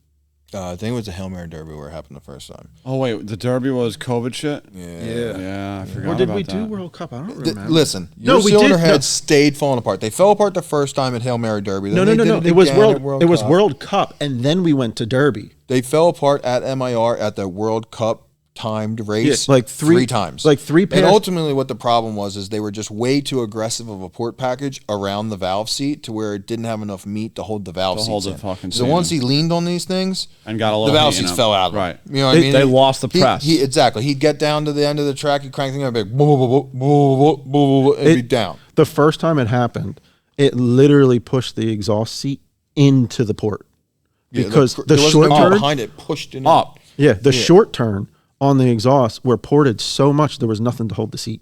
Right. So there's no return for the seat to sit on. It just thinned out or the everything, register for it was gone. Right. So once you really started like doing something with it and holding a wide open throttle for a long time, it just gets hot. It pushed it right up and in. So my guy went in there, welded it up, put new seats in, and it was just never right since. Yeah. It was just done. You know what I mean? And I fought them for 2 years after that, just because I had so much money wrapped up into it. Right. Intake, rockers, piston, like the whole combination was built around them heads. Yep. So to change was like Were they BR1s or BR3s? BR3s. They were LS3 cylinder heads. Yep. So it was just a nightmare to want to change them. And then right before World Cup of 2023, I was just getting everything fresh for World Cup. I was like, go over to heads. Let me know if I need anything. And he calls me. Of course, it needs intake valves. They're cupped. I'm like, all right, well, get me intake valves. I can't. I'm like, what the fuck? So I call around everywhere. And I believe it was Ryan Mueller that actually helped me out. Shout out to Mueller. He's the fucking man. Super nice guy. Got a hold of Brodex, got me valves that weren't the right size. We had to cut them down just a little bit. And you knew that. He didn't send you the wrong shit. Right. He was He like, got him something that would work. He was like, yo, I can get you these. You'll have to cut them down a little bit, see if your guy can do it. I was like, all right, yeah. I talked to him. Yeah, I can do it. He cuts them down. We put them in. We go out. Literally first pass, it started to tool up 2 valves. Now, you could have ran it, or I could have completely destroyed my engine. Right. So as soon as I noticed the lash was going into them, I was like, we're done. These valves are probably no good, or we're having more problems with these stupid cylinder heads again. Called it a day. That was the end of it. And then I built a whole new combination. And now they hold up the garage door. Yeah. Now they hold up the garage The door. Brodex hold up the garage door. These hold up 2,300 horsepower and don't give me a lick of issue. And the plugs come out like you could sell them back to NGK. Yeah, it's insane. Like the tune-up difference, that's the other thing that's like had me so paranoid about leaning on this car. The old setup was so sensitive. So It was insane. quick story time. When Karl brought me, when I say bring me, when Karl brought his car to the dyno the first time, right? I had done a bunch of Frankenstein F710s, right? And if you ever heard me talk about them, they're my favorite inline valved head for an LS. They're my favorite because I never see cannon valve shit on LS. Right, I don't know why, right? Because small block Fords are all cannon valve, but they're my favorite LS cylinder head by a long shot, right? So when he brings me the car, I had already done, I don't know, whatever, a bunch of sets at that point. And he had just come from the Brodex stuff. And I know from experience, I've had almost the same exact experience with Brodex stuff as you, but it wasn't because of the whoever built them. I just found that Brodex stuff can't take any timing, needs to be run really rich, and then will just come apart. That's exactly how I had to run the car. Yep.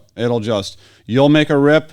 It'll be 3.2 AFR, 12 degrees of timing, and you'll pull the plugs and they'll be decent, and you'll run it back without changing anything. And it'll, Bye-bye strap. Yep. Tool up a valve, take a strap off, and you're just like, what the fuck? Right? Right. So the 710s have been an amazing, so like, and I'll just lay it out there. Like a Brodex head that can only take 12 degrees, a 710 will take 20. Yeah, it's insane. And It's make huge. more horsepower, Right. and the plug will come out colder. Plug will And come out cold, not fall apart. colder. Right. When I pull it apart, the bearings are happy. Yep.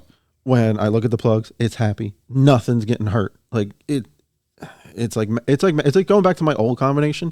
So what I used to have before my last setup was just an old Trick Flow 245. Which is a good head. Yeah, it was a decent head. And that took a normal tune-up. Right. It's called a normal tune-up. Right. And when I went to the Brodex, I was like, why can't I do anything normal with this engine? Right. Every other engine I tune, no, it's normal. It's, Even a stock cylinder head will take more timing than that. it does Oh, yeah, around for what you sure. expect it to do. The Brodex, now one day you're good, the next day Right. I'm mad. And like, here's the thing. I'm not even like, I don't even care Like if the wideband reports 3.2, I don't care if my timing value has to say 12. If it makes power and the plugs come out happy and the EGTs are happy, I don't really give a fuck what it says. Yeah, exactly. The problem is, I don't care about any of that shit that I just said. The problem is they didn't stay together. It was inconsistent. Yeah. So when Karl brought the car here originally, you know, I remember just like, I'm trying to stay out of him. Karl's a very good tuner, right? Like he's probably been doing it longer than me. And I remember just like nosy me, like peeking around the corner to look at his tune up, right? And I see it like 12 degrees. And I'm like, hey, Karl, can I show you a couple cars I've done? And like with the same cylinder head. And he's like, yeah, of course, obviously, right? And I pull up a couple cars that have gone fast and stayed together. And he's just like, holy fuck. And I'm like, yeah, put some timing in this thing. Yeah, let's do it. And it picked up like hundreds, dude. Yeah, how'd that Dyno session end again? I mean, Yeah. hey, you heard him say that piston was still in decent shape besides the molten lava. Dude, a little bit of aluminum. Never hurt anybody. Yeah, the engine's made of aluminum. Right. Like, who cares? What's the problem? They were literally just getting acquainted with Fran each other. Chad's engine eats aluminum pretty much every time out. So Yeah. that thing runs on aluminum. That thing fuels up Billet with aluminum. aluminum, usually. Yeah. So, oh man. So that's where we're at now. And now it's got a stripped out number 6 spark plug hole. Yeah, so I don't know if it's your curse or if it's the curse of it being on this dyno. But well, no. Like the end of the day, that cylinder head was the used one. That plug hole was always a little angry. right. Like not that it was an angry plug. The threads were always unhappy. Yeah, they weren't Can I 100%. just say something? If you were a customer and heard them say what you just said, you would say, why the fuck would you go to a dyno knowing the number 6 plug hole is fucked up? To a certain extent. Well, it yeah. wasn't. Yeah, But it wasn't it's- necessarily fucked up. It was just like that was like the shitty one. Like it didn't. You couldn't spin it out with your fingers. Right. Like it's been fine for the last year. I've It was changed- probably repaired at one point. Yeah, Oh, it was. something. Like I said, there's marks in the chamber from where a piston hit it. You know what I mean? Like there's die grinder marks in it from where they cleaned up the chamber from when it melted. You know what I mean? Like the guy that had it, he gave it a good use. I mean, listen, he gave it to you for free. Oh yeah, I have no complaints. None. I just got to pull the head off, run a time cert in there. Right. Good to go. It is what it is. It'll be stronger for in the end. The most annoying part is I thought I had everything here to do it today. Yeah. I thought I had everything with me. Like I'm not even really mad though that you didn't. we've gone out a couple times, and I'm like, in the back of my head, I'm like, let me make sure to have everything with me in case this does happen. Right. I can take care of it. Yeah, but it wasn't worth taking the motor apart to do it. No. Until it happens. Yeah, until I it's get an it. issue. Yeah, I'm not doing that. And it's always different on your own car, right? Also, right? Because if this were my customer, I'd be like, dude, just spend the 3 hours and take the goddamn cylinder head off. But I'm not. I would never take that cylinder head off. I'm right there with you. I ain't got no time. I got 2 kids. I work 2 jobs. Right. I got too much going on. You know what I mean? It's been fine. Yeah, it's not worth it. It is what it is. Okay, Donnie. up? Let's talk about Donnie and Don's new fucking venture. New venture. All right, first of all, let's start from the top. Don Bangs, fabricator. I don't know if you guys have seen him on the internet. What's your Instagram name? The Real Donnie Burgers is my personal Instagram name. I don't even want to know what that's It's from. from that movie, the Adam Sandler movie or whatever. Which one? I don't know, the one where it's like the rich kid or whatever. I forget. Billy Madison? No. Whatever. Now It doesn't you matter. got me stuck here. I forgot the do- name of the movie. It but- doesn't make a difference, right? yeah, exactly. So, Don, tell us your story real quick. Where did you come from? What are you doing now? What's your goal in this deal? Let's talk about your illustrious lineage of your father. So, I mean, I've kind of been a race car since birth. You know what I mean? My dad did it. He started in college. So as soon as I walked, I could be out in the garage. I was out in the garage. You know what I mean? Yep. Every Sunday we were at racetracks. Donnie is immune to methanol fumes, by the way. Yeah, a little bit. It's very weird. So, yeah, I mean, that's how I grew up. You know what I mean? As soon as I had my first car I started building, I was like 14, had a race car before I had a license, Sick. you know, and started building stuff like that. Let's talk about the first night I met Don. Talk about the first time you met Don. Yeah. I show up to his house, right? Yeah. It's me and my girlfriend at the time, and we're meeting up with him and his girlfriend. You know how that goes. Yeah. We show up, and I see like a dragster as the garage doors open. I'm like, what the fuck is? that's kind of neat. Like, what is that? He gets the car. Yeah, my dad's got like 1,000 horsepower dragster. It's no big deal. Let's go. And you're like, whoa. I'm like, We gotta talk about this. well, he's been in it his whole life. Like, it ain't shit to him. Right. I'm sitting here like, that's fucking cool. Let's talk about it. Nah, fuck that thing. Let's go. And I'm like, okay. And you got in your 300 horsepower DSMs and you're off into the sunset. Yeah, and we were having a ball. Yeah. You know what I mean? So like, go ahead. Yeah, it was very new to the whole deal. I remember like we were out racing the car, we're racing people, and it like popped the dipstick out and smoke came out. We popped the hood and we're like looking at each other like, what do you think's wrong with it? I don't know. I know what's wrong with So it. we pushed the dipstick back down. We're like, oh, yeah, Good to that's go. probably it. We're good. And we were good to go. I mean, I remember DSM's like one of the mods was the spring. The spring on the Yeah, exactly, yeah. That's not okay. We weren't even to that level of mod yet. You know what I mean? So it was like we were very noob, Right. You know, where everything was still fun and cheap and shit. You know what I Yeah, mean? not anymore. No. So, it's just that was I think I was 15 or something at the time, but you know, so that's when I met Karl. But I've always been racing with my dad. You know, and that's kind of what I grew up with doing. So as soon as I was old enough, I built my own cars and started racing them. He's always done the bracket race deal. Like I said, when you saw the drag, he's a super comp car. So he's done, he's done the NHRA circuit. He's won a national event and stuff like that. So like he's that's been great for him. I always kind of geared towards the heads up stuff. Let me check to make sure this thing's still recording. Okay. Oh yeah. Good to go. Thing's dialed, dude. Dialed. Okay, go ahead. So yeah, I always kind of geared more towards the heads up stuff, you know, but Did you? Where are you located? Were you always located? Where is that? Yeah, we're right outside of Philadelphia. Okay. So when growing up, it was prime. You know, you were an hour and 15 minutes from Maple Grove, Englishtown, Atco, Cecil. Island was 2 hours away if you wanted to make that adventure. You know what I mean? So it was like any given Sunday, you could do anything. You were racing. You were racing. And now Atco and Englishtown are gone. R.I.P. Shout out to a couple real ones. Yeah, for real, dude. You know?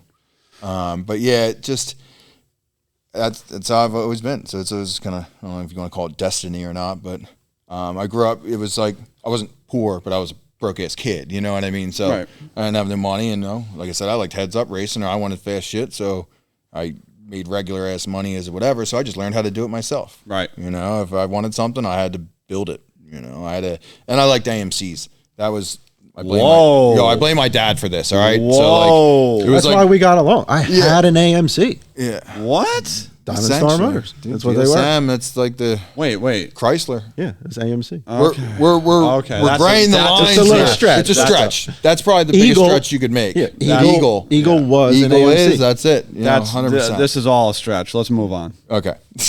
He'll give it to you, but we're moving on. Yeah, we're moving on. So, I mean, like I had an MC, so it's not like they had parts for it and stuff like that. So, you know, I remember building like a supercharger kit for my first car and stuff like that. I took like a Vortec or whatever at the time and made all the brackets and shit. But I was building stuff, so kind of forced me into that kind of at a young age, just kind of figuring stuff out for myself, learn how to work on the cars. Yep. You know, if I wanted something, that was how I had to get it. I worked at a machine shop, which oddly enough, now my youngest brother owns. So we actually, we both worked there growing up, and time goes on, life goes on, and now that's the trade that he's still in today, and he actually purchased that about 2 years ago now. This is his second year. And this is a piece of information that comes full circle in a second, right?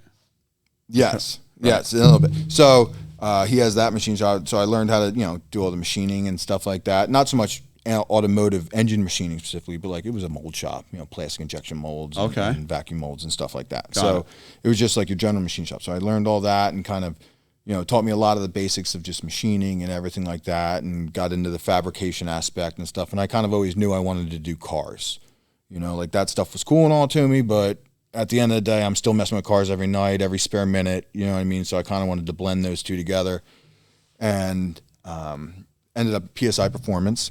Yep. Which is a local shop to me at the time and stuff like that. I was there for 10, 12 years, something Was it like that. only 10 years? It was a long time. I was there for a long time.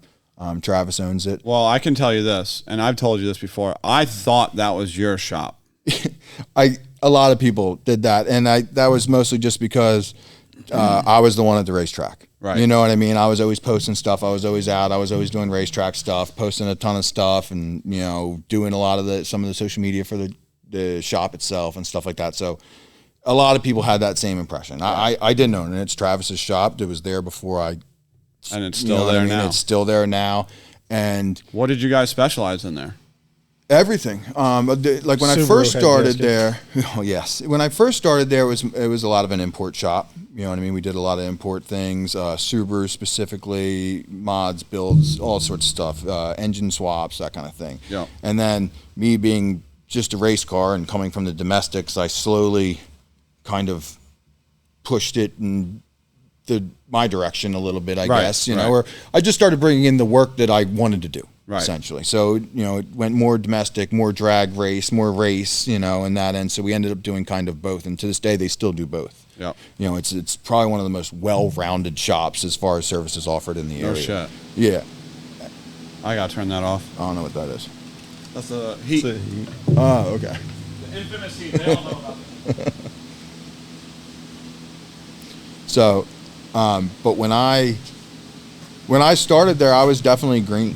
You know what I mean? And I learned so much just working there. And the opportunity that Travis provided for me just to work there and kind of, you know, build that up was huge, you know. And we did everything. You know, just got an in-ground all-wheel drive dyno jet, full fab shop, tons of equipment, more equipment than you could ever dream of. And that was something that was always great about that place is, you know what I mean, Travis was never shy to go buy equipment. You know? That's so we always, if like we thought something was cool or if it would help out building something or be able to give us an edge on building something or being a little bit more creative or make something easier, he was down to do it. And, you know, having a boss like that is just, that's huge. That's invaluable. Especially, yeah, exactly. Especially, you know, you're trying to, you know, learn and whatever and all and grow and all this stuff is, you know, your skill set, everything. So just working there and having that time there, you know, I'll never be able to thank him enough for that opportunity. That was no really shit. great. So I never asked you, like. I mean, I could give a thanks to Travis as well, to be honest. Yeah. If we're going to give thanks. Yeah. I spent probably, what year did that open? I think he started in 08 or 09 there. Yeah. Yeah. I mean, I think 08. Since 08 or 09, I've been renting that dyno. Yeah. Until I bought my own place. That's no shit. That's honestly like one of the reasons how Karl and I kind of became so close and how I became such a part of his racing program, because that was the dyno he used. He didn't have a dyno, you know, so for years it was 3-4 nights a week. Yeah. It was just him. And then, you know, a lot of times at the end of the day, the guys leave the shop, but I would stay late, you know, and I would just be there for Karl, you know what I mean? And he would run it and whatever. So, I mean, it was years of that. So I never asked you how it all ended with PSI and Travis, and I don't know Travis at all. Yeah. No, I mean, it all good. Amicably, I still do business with him today. We still do a ton of stuff. I buy parts from him. He is absolute, you know, top supplier for, you know, if you need titanium or something like that, in stock. Dude's got probably $1.5 million of material in stock. No shit. NPA, ready to go. You need it, it's there to pick up. It's not shipping in, it's not this, it's not that. Ready to go in stock.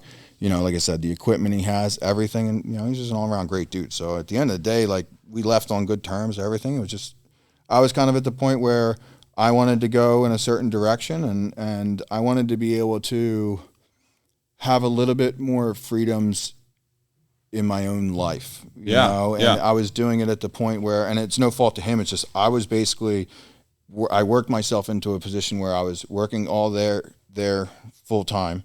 And then I would leave there and drive to my buddy's shop that Karl splits with, Justin's. And I was working there at night, just doing side work. Cause you know how it is in life. We all just want to make more money. Right. You know what I mean? So it's like trying to get yourself to this next level. That was the best way I could figure out how to do it at the time. And that's what I was doing. I did that for a long time. You know, and at a certain point, it's like the only way I was going to be able to kind of keep growing and stuff like that and, you know, make the kind of money I wanted to make and stuff like that, but then still have a life outside of working, you know, 200 hours a week or whatever, you know, whatever it felt like, it was to be able to work one job, you know what I mean? Or kind of like mitigate the amount of work I had to do every day, you know? So it just, this gave me the opportunity to kind of, well, what is this?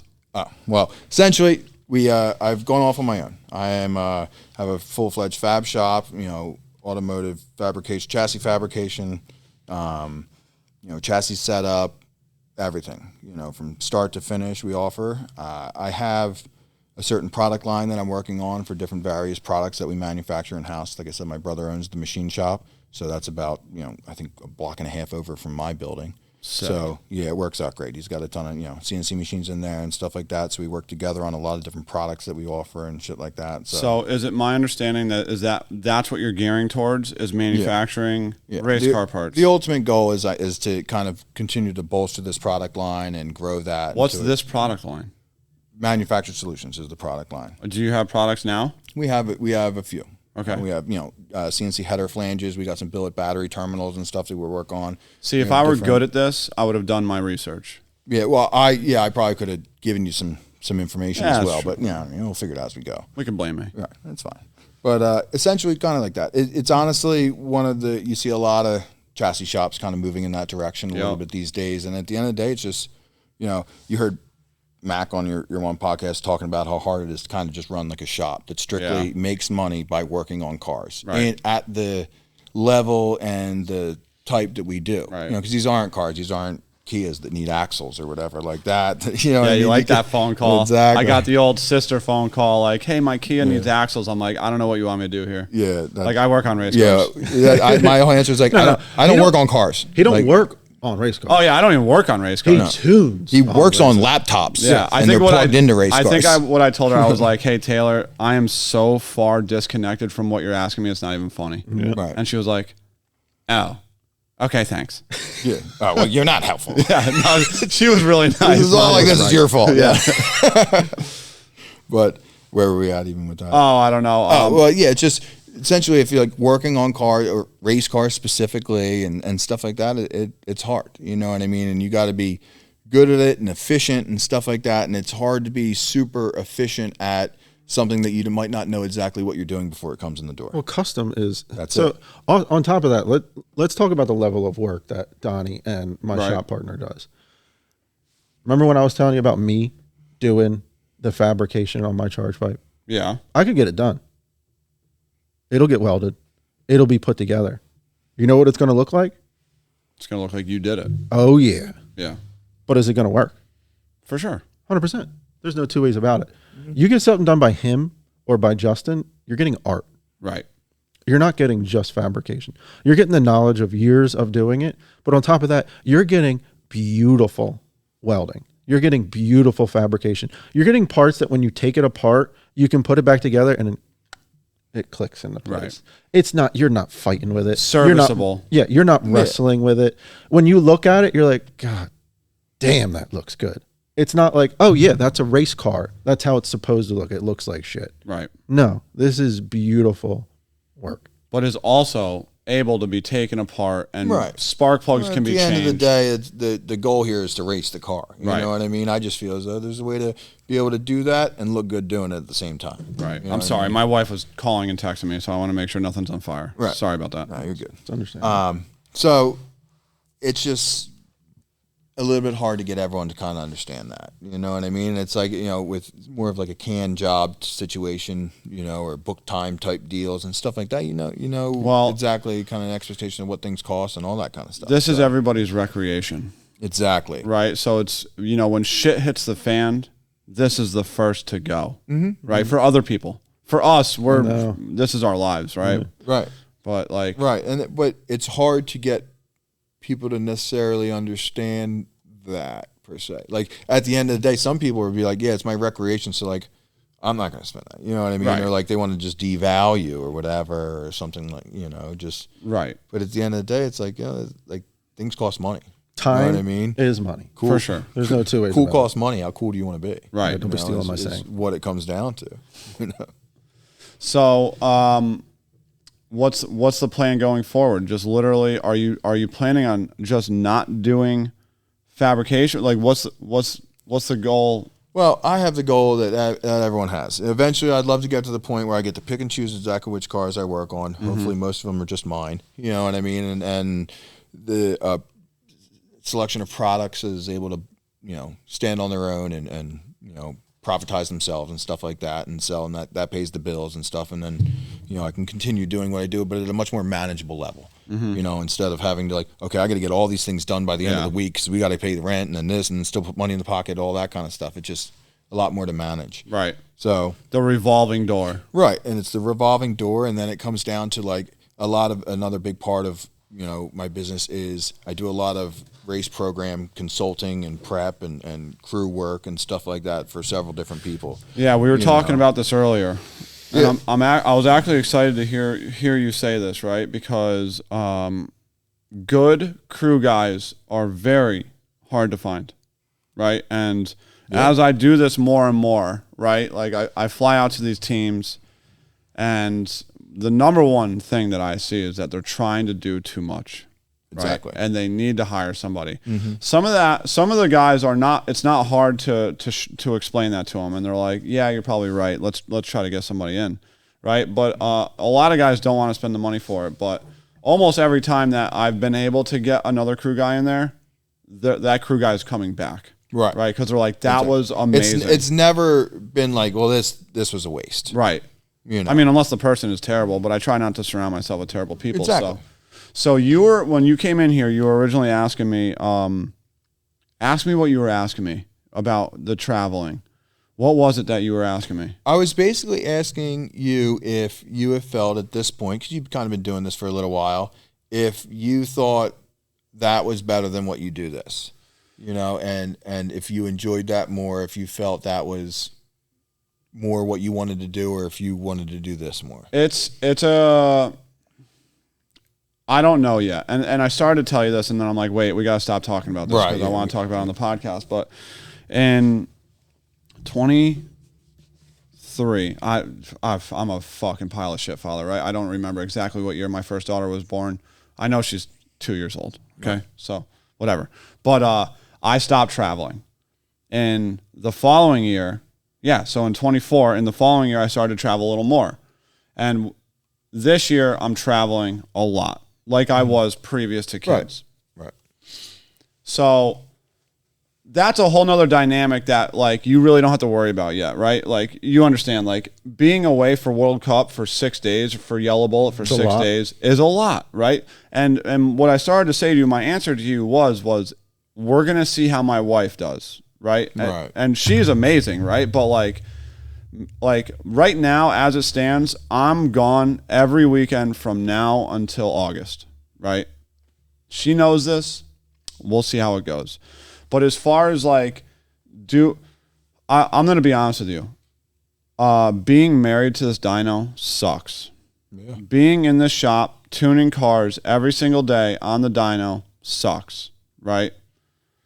That's a shitty way to put it because it's fucking cool. No, I was going to say, that's one thing that he watches me deal with on the week to week pretty much. And I understand what you're saying, that it sucks, but it's fucking cool. It's so cool. Right. But it's repetitive. Well, okay. The bright and shininess is worn off. Mm-hmm. It's worn off, right? And the whole, like, I say it to him all the time because, like, he's about to say, it's like his customers come in, and the way I see it is like, this is their one car. He does 1 million cars. Mm-hmm. You know what I mean? So to him, this is Wednesday night. Right. He's trying to get through this tune so he can get home. See his kids, family, whatever. He wants to provide the best tune he possibly can, and he will.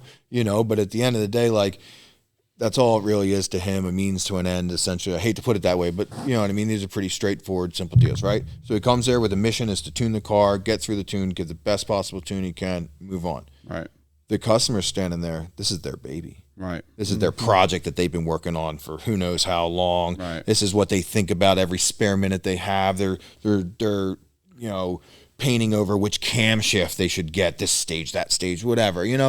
They're us when we were much younger, to a much lesser degree. Everything's still bright, shiny, and new to them, and all this. And this is the one car. This might be the first time they ever saw a car on a dyno. Right. To them, this is the big day, right? Dyno day, make or break. So they're in here, stars in their eyes, whatever, and Karl's in here like, and people are like, dude, my car runs so good. Like, the best tune ever. I don't think he likes me. But man, I don't think your buddy fucking likes me, dude. every customer he has goes, or even like, I think he's kind of a dick. Or whatever. So I did a 3rd gen for my buddy Matt Humbert, and him and his buddy Buck did this sick backdrop for me, right? And they were here yesterday, and I've known Matt for years, right? And he brought me a 3rd gen with like it was a Novi 2000 Pro, blower on it, right? Stock LS3.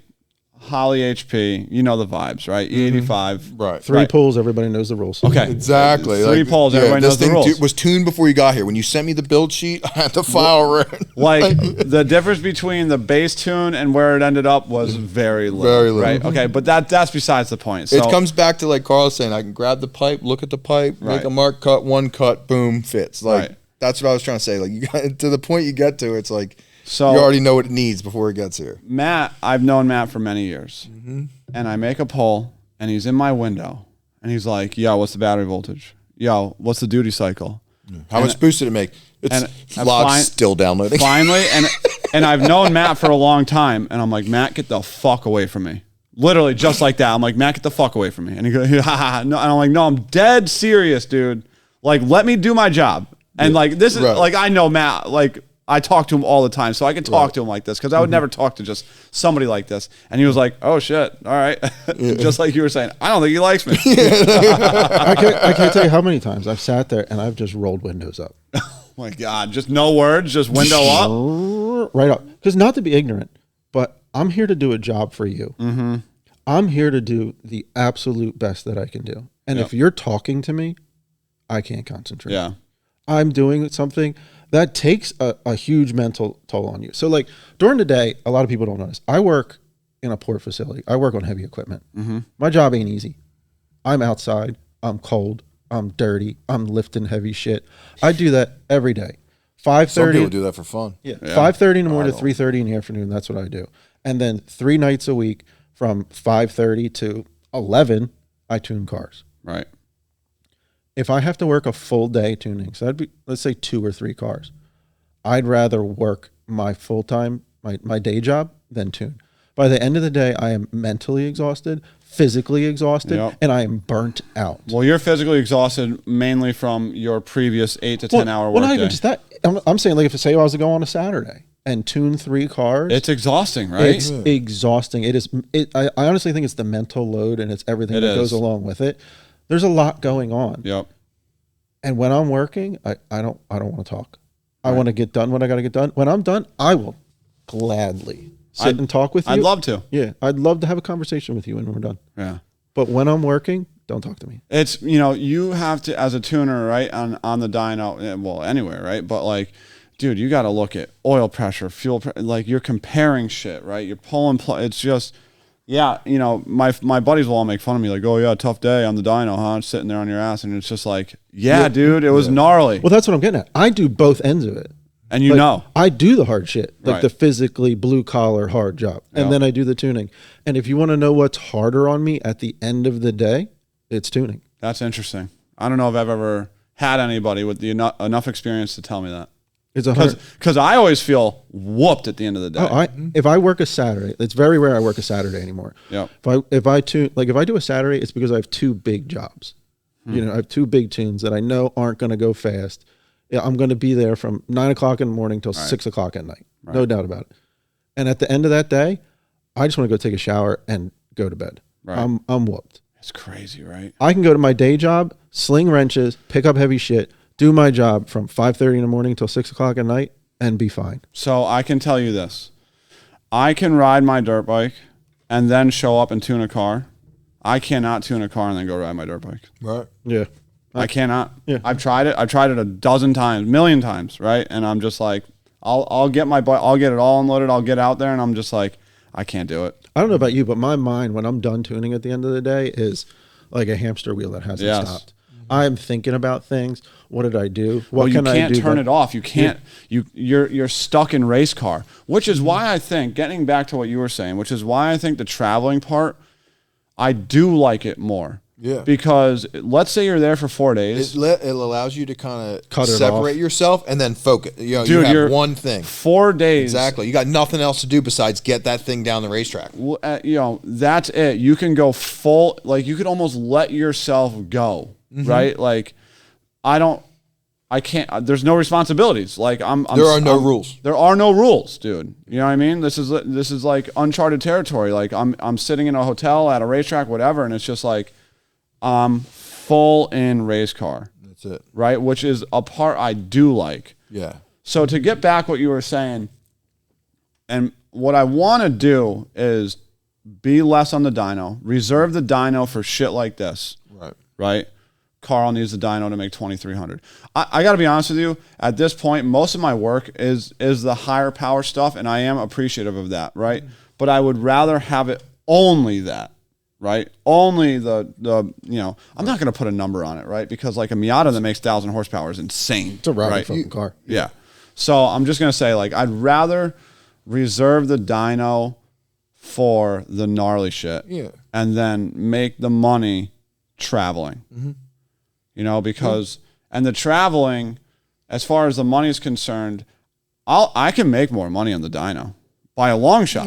By a long shot, right? 100%. I could do 2 cars a day. Like, I'm not going to get into dollar amounts, right? But traveling, you got to spend a bunch of money to make it. You know what I mean? So like that, once you have the dyno, you're here. You're just if you're not talking about cost, right? I can make profit more money on the dyno by a lot, right? But what is nice about the traveling is that as soon as I leave my house, as soon as I book the flights, essentially, that time span I'm getting paid for. Whether the car breaks on the first day or it doesn't break at all, we win the race, we lose the race in the finals, like I just fucking did, right? Like, so it's nice because like when a car comes to dyno, and I know you know how this is, right? And I was telling you this, right? Let's say you just brought me this car, right? And you didn't tune it yourself, and I was tuning it, right? And we bolted to the dyno, and number 1 injector sticks wide open. Day's over. We didn't even make a hit. Let's just say it happened at idle. That's it. I can't bang him the full rate and then expect him to come back. I can definitely bang him the full rate, right? Right. You're well within your right to do I'm well within my right, but he's not going to. Where does that leave you? Right. Can he even afford to come back? Right. And this is the reason I don't make $1 million a year, right? Because like maybe it's like a me problem where I should just be fucking banging people. Like you enter the threshold. When you book the date, you pay me full. Yeah, so I struggle with that sometimes too. There's a lot of times, especially when you watch somebody who put in the effort. Yes. You can tell they tried. Yes. You can tell they asked you 9 million questions before they came. They were anal about making sure their shit was right. Right. And you can also tell that they pulled it with their 99 Silverado. Right. With their open trailer. Yep. And damn, dude. They took off, from work. Carl's spitting facts right now, dude. And they get here and they have something happen that they wouldn't have known. You couldn't have known. Yeah, you don't know. And you can see I don't even know what you want to call it. You can see the sadness in them, like the authenticity, they truly didn't know, dude. Yeah. They still have souls. We don't. Yeah. You know what I mean? Like we're so immune to it, like, oh, it's dead. I mean, maybe it's not so hard Chick-fil-A? for you guys, but I was born without one. Yeah. You accumulated one throughout the years. It might not be as red as it used to, but this was. He had none. We lost ours. If you see my children, you'd understand. Oh man, leave the kids out of it, man. So like, they come in, they have something happen like that, and say you only make it 1 pull, maybe you don't even make it onto the dyno. My night shot. Right. You deserve to get paid for that. You're booking an appointment. You're not booking my hours because I work flat rate.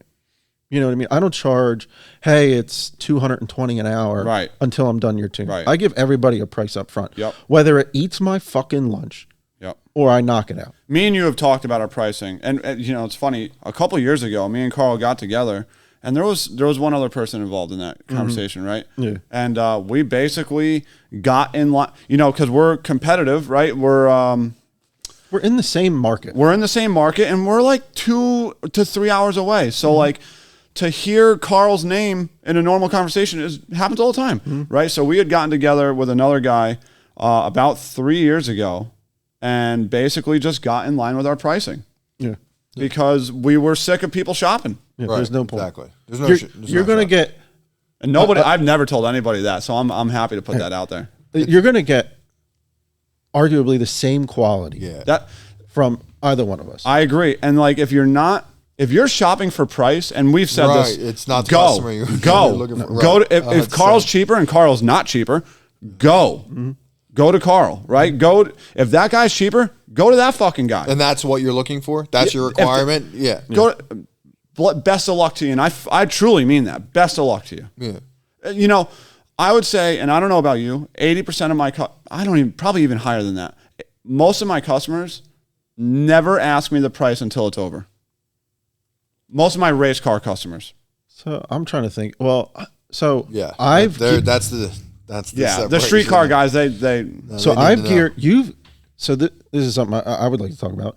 You've geared heavily into the race car stuff. They're way cooler. There is no argument about it.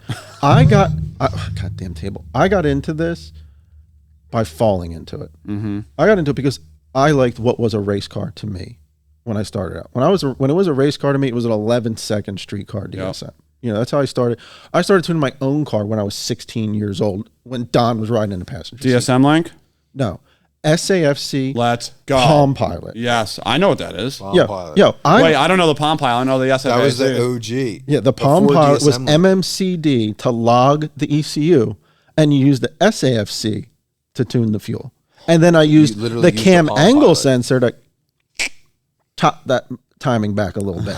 You know what I mean? Let's go, dude. Yes, dude. We are getting into it. Yeah, dude. You know what sick. I mean? Now, I'm on the forums. I'm reading how to do this. Forums, RIP. You know, Dude, the worst thing we've lost in recent times. Yeah. Rest in peace. So where was I even starting with that? You were how you got into tuning. Well, and then how I'm geared more towards race car. So you've geared more towards race cars. I love race car shit. Mm-hmm. It's the only reason I keep my shop at this point in my life. A couple years ago, I went to go full time. I remember this. We talked about it. Yeah. So I still work for a place that takes care of me very well. I took care of them very well. And now they take care of me well. Mm-hmm. When I went to quit, my boss didn't want to let me go. And he took care of you even more. Yeah. And he took care of me. So guess what I do? I prioritize them. Right. There's no two ways about it. Yep. I respect that, by the way. But at the end of the day, at that point, I've started to gear away from race cars. I do mostly street stuff. Why? Availability. Availability. And for me, when I go to the racetrack, I want to take my race car. Yeah. I want to race my car. That's what I'm there for. Now, don't get me wrong. If I have a race car customer that's there, like when we went out, was it? Yeah, the last time I was out, I had 3 cars there. Mm-hmm. Every one of them were patient and understanding because they know I'm there with my car. Now, when I'm there with my car, I usually won't charge you to help you. Right. Now, I'm not going to be overseeing your program. I don't have time for that. I'm there with my car. But if you need me to take a look at some things, Don's there. He does, like this one guy, Paul, he's got a beautiful Monty, nitrous, big block, right up your alley. I already love it. Yeah. Super street cool car, dude. Yeah, street car. Full interior, 25.5. Yeah. I mean, 25.5 street car? Fuck yeah. Yeah. Yeah, I built the whole car for him. Well, him and his buddies put it together, but I built the whole chassis. I think it went 530s this time, right? Mm-hmm. Yeah. Sick. Full interior. Was it Radio. 25.5? Yeah. Full interior. Powder coated chassis. Beautiful car. Cool. You know what I mean? So like, I help him some. Don helps him some. Yep. You know what I mean? But at the end of the day, like I've geared more towards street cars because for me, I can go to my shop. Yeah. I can meet you there at 5:30. Yep. I can do a good job. You can leave and be happy. And I can get 2 of them done a night and I'm done 10:30, 11 o'clock at night. Right. And everybody's happy. And you know what happens when I go to the track on Saturday? I don't see them. Right. They're not there. They're street cars. They're not there. Right. They're happy. I'm happy where I'm at. They see the things I do. They think it's cool. But at the end of the day, like when I'm at the racetrack, I want a race car. And I can't race car if I have 4 cars there, 4 or 5 cars there and Right. people wanting me to work with them. Yeah. You know what I mean? Like if I was full time, I probably wouldn't have a race car. Yeah. I don't have a race car. Yeah. Like if I was full time tuning, yeah, I'd probably would have bought a nice hub dyno like you have. Right. Because that's the direction I would want to go if I could. Right. You know what I mean? You don't want to be married. You don't have the time to be married to these cars. I don't have the time to And be that's- married to I weekends. think Yeah. That's a big part of the race car aspect is you have to be available.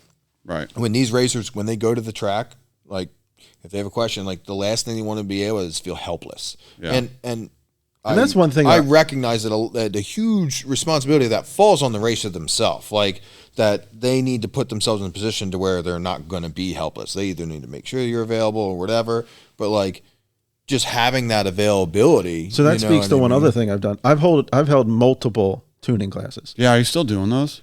Here and there, yeah. And it's not a tuning class. It's I've tuned your car. It runs good. You want to go to the track? I can't go with you all the time. Right. What I want to do is show you how to use your ECU, how to use some people I have to when I usually do a class, I start off from ground zero. How to turn the laptop on. Yeah, Yep. Essentially, yep. I start out with that. Yeah. How to log into your email, how to download an email. Because there is so many old school heads that have the money to go racing, Right. but they don't even know how to turn a laptop on. Dude, I'm less tolerant of that. Like as time goes on, like people are like, I don't know how to email. I'm like, I don't even want to fucking hear that. Well, that's my problem. I get furious. Like I am not good at talking somebody. Like I can't remote tune. No? Not from scratch. Why? I get too frustrated. Oh, you don't have to talk to them. Just send them a file. No. I'm not talking like that. I'm talking like, I don't know, just your basic street car that's never ran. Yeah. And they're like, well, can you street tune me? No, I don't know you and I don't know your abilities. And every time that I've tried to do that, it's like, oh, well, it sounds like it's not running right. And once it finally shows up to you, they've got the coil wiring mixed up. Right. They've got injector wiring mixed up. Or, I don't know, something stupid is going on. I think it's a lot harder to do is like full blown the street car stuff. Well, here's one. Yeah. Here's one. Privateer, do-it-yourselfers, stuff Privateer, like that. a little moto term right there. How about this? I had one other one that threw me off for a while, and I was beside myself. But as soon as I got the car in my hands, I was able to fix it right away. You ever have CO2 go into your intake manifold? Oh yeah, what'd that look like in the data? It just looks like it goes dead rich. Really? Rich? Yeah, you can't burn CO2. So it's displacing the burnable air oxygen with CO2. Yep. And it's obviously the same amount of fuel. Yep. And it's no shit. Going dead rich. It would break up. It would do all this craziness. And I'm like, dude, I don't know what's wrong with it. Like, I'm telling you it's going super rich, but like until I see the car, I'm not leaning it out and I'm not going to blow your car up. Right. You need to bring it in. Yeah. He brings it in. I'm going over it. I go full throttle and I hear what the fuck is going on here? I pull the line off the top of the gate. The diaphragm was bad. So it was going from the top into the reference, into the turbo, into the intercooler, into the motor. No shit. Riching it up, dying it out. Wow. Took 5 minutes to figure out in person. Right. We went back and forth for a week. Yep. And he probably thought you were an asshole. Like, Right. this guy 100%. can't figure it out. Exactly. Like, This guy's an idiot. But it's stuff like that like I don't have the time and I don't have the patience for it. When you can bring it in and I can just knock it out and have it done in 2 hours, like I don't even want to do it. right. You know what I mean? Like I have a business for a reason. Bring it in. I'll get it done. We'll schedule it. You'll be happy. I'll be happy. Everybody will be happy. I always struggle with the remote stuff because I'll do a bunch of it in the winter when the racing is slow, right? Because it's low hanging fruit, right? Yeah, it makes sense. Right? It's just, I'm not going to say easy money, but it's It low hanging can fruit. be easy money. It can be great. Right. I just don't have the patience between a full-time job, Right. 2 kids, a family, another second business, and everything else I got going on. But then you get married to these cars from a remote tune. And that's the thing. Well, you get married like that, but even with like the drag race end of it, it's like when you remote a car for a drag race, like you obviously, essentially, you're married to that computer for the weekend. Yeah. Or whatever. You know, they're sending the logs. Like there's an expectation that you're going to like quickly look at it, make an adjustment, get right back to them. Like your commitment there is still there. So like, yeah, you might not be there, but you're not doing whatever the fuck you want. Yeah. You know what I mean? I charge differently. If you need me between rounds, like if you need me available, like, and you can't afford to get me, like you still have to pay me my day rate. Yeah. You know what I mean? Yeah. If you want to go racing and send me logs afterwards, I'll almost do that shit for free. Yeah. Right? Like if you want to go, I do that all the time. if you want to go racing Sunday, send me 3 or 4 logs, tell me what you thought, like what happened, send me slips and just, you know, go over what you saw. I'm happy to do that, dude. I do tons of free support. I've got a lot of street car customers that they'll do stupid things. Hey, this is what's going on. Right. Yeah. Remind me tonight past 8 o'clock. I'll look at your log. I'll help you out. Right. If you're impatient, you're paying me. Right. But if you're patient, I'll help you out. So almost forever. the same deal. Like if you require my time right away, you got to pay me for that. Yeah. If we can just do this at our leisure, I'm with it. 100%. Yeah. And that goes back to the being nice. We got really off track. Like somebody comes in, has a problem. Obviously you feel terrible about charging them as well. But you booked an appointment. I know. You didn't book. Well, how do you handle it? It depends on how far I get into it. You know Yeah, what I mean? 100%. So like, if I make a couple pulls, Prorated. your car's, it runs, Right. it drives, the drivability is done. All that's left is full throttle. No, you're going to pay me. Right. And when you come back, I'm only charging you hourly. Right. And I don't charge much hourly. I charge you $125 an hour. Right. Which it's probably going to be less than an hour. Usually, yeah. So you're going to pay me $125. Yeah, it's usually $100. Right.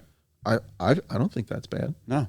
You know what I mean? I don't whack you for a full new tune price. I do almost the identical. That's so funny. I almost do that. We must have talked about this because I almost do the identical thing. Depending on how far into it, I'll either like split it directly in half, like, but I'll do like 60%. So I'll do 60% and 60%, right? So when they come back, like rather than doing 50% and then, so one day I get paid half my rate and another day I get paid half my rate, I'll do 60% and 60%, right? So they only get charged a little bit extra money, right? And I guess you could call that for the inconvenience. But a lot of times, like if I'm able to make a couple pulls and I have a general direction, you know, I'm gonna like let out a secret, right? Like after you do your couple baseline pulls, unless it's a 2,300 horsepower small block or something gnarly like that, like once you figure out where the timing and fuel needs to be on a reasonable amount of boost or a reasonable amount of nitrous, we can already kind of tell where it's going to end up on a lot and a lot. You know what I mean? Exactly. So like if I make it the majority of the way, I usually tell the guys, you can come back and pay me again. And I'd love to have you because I think your car is cool, but you could probably go race this thing. Yeah. Right? If it were just me, I'm telling you, this thing's good enough to race. If you want to come back and see a number on the board, let's do that too. I'm with it. Right. I like getting paid. Well, I just did that with my buddy the other day. I mean, obviously he's getting a homie hookup because we've been friends since we were 16 too. But like, he brought his car in, stock bottom end, total junkyard engine. Yep. He literally bought it with the guy telling him it didn't have oil pressure. Sick. Right? But He's a good start. Yeah, but he had two engines that didn't have oil pressure. So he's like, oh, this guy was an idiot. So he puts this engine in, builds his whole car, you know, little Porsche. It's pretty cool. Oh, that's cool. Yeah. Make one pull. No oil pressure. No oil pressure.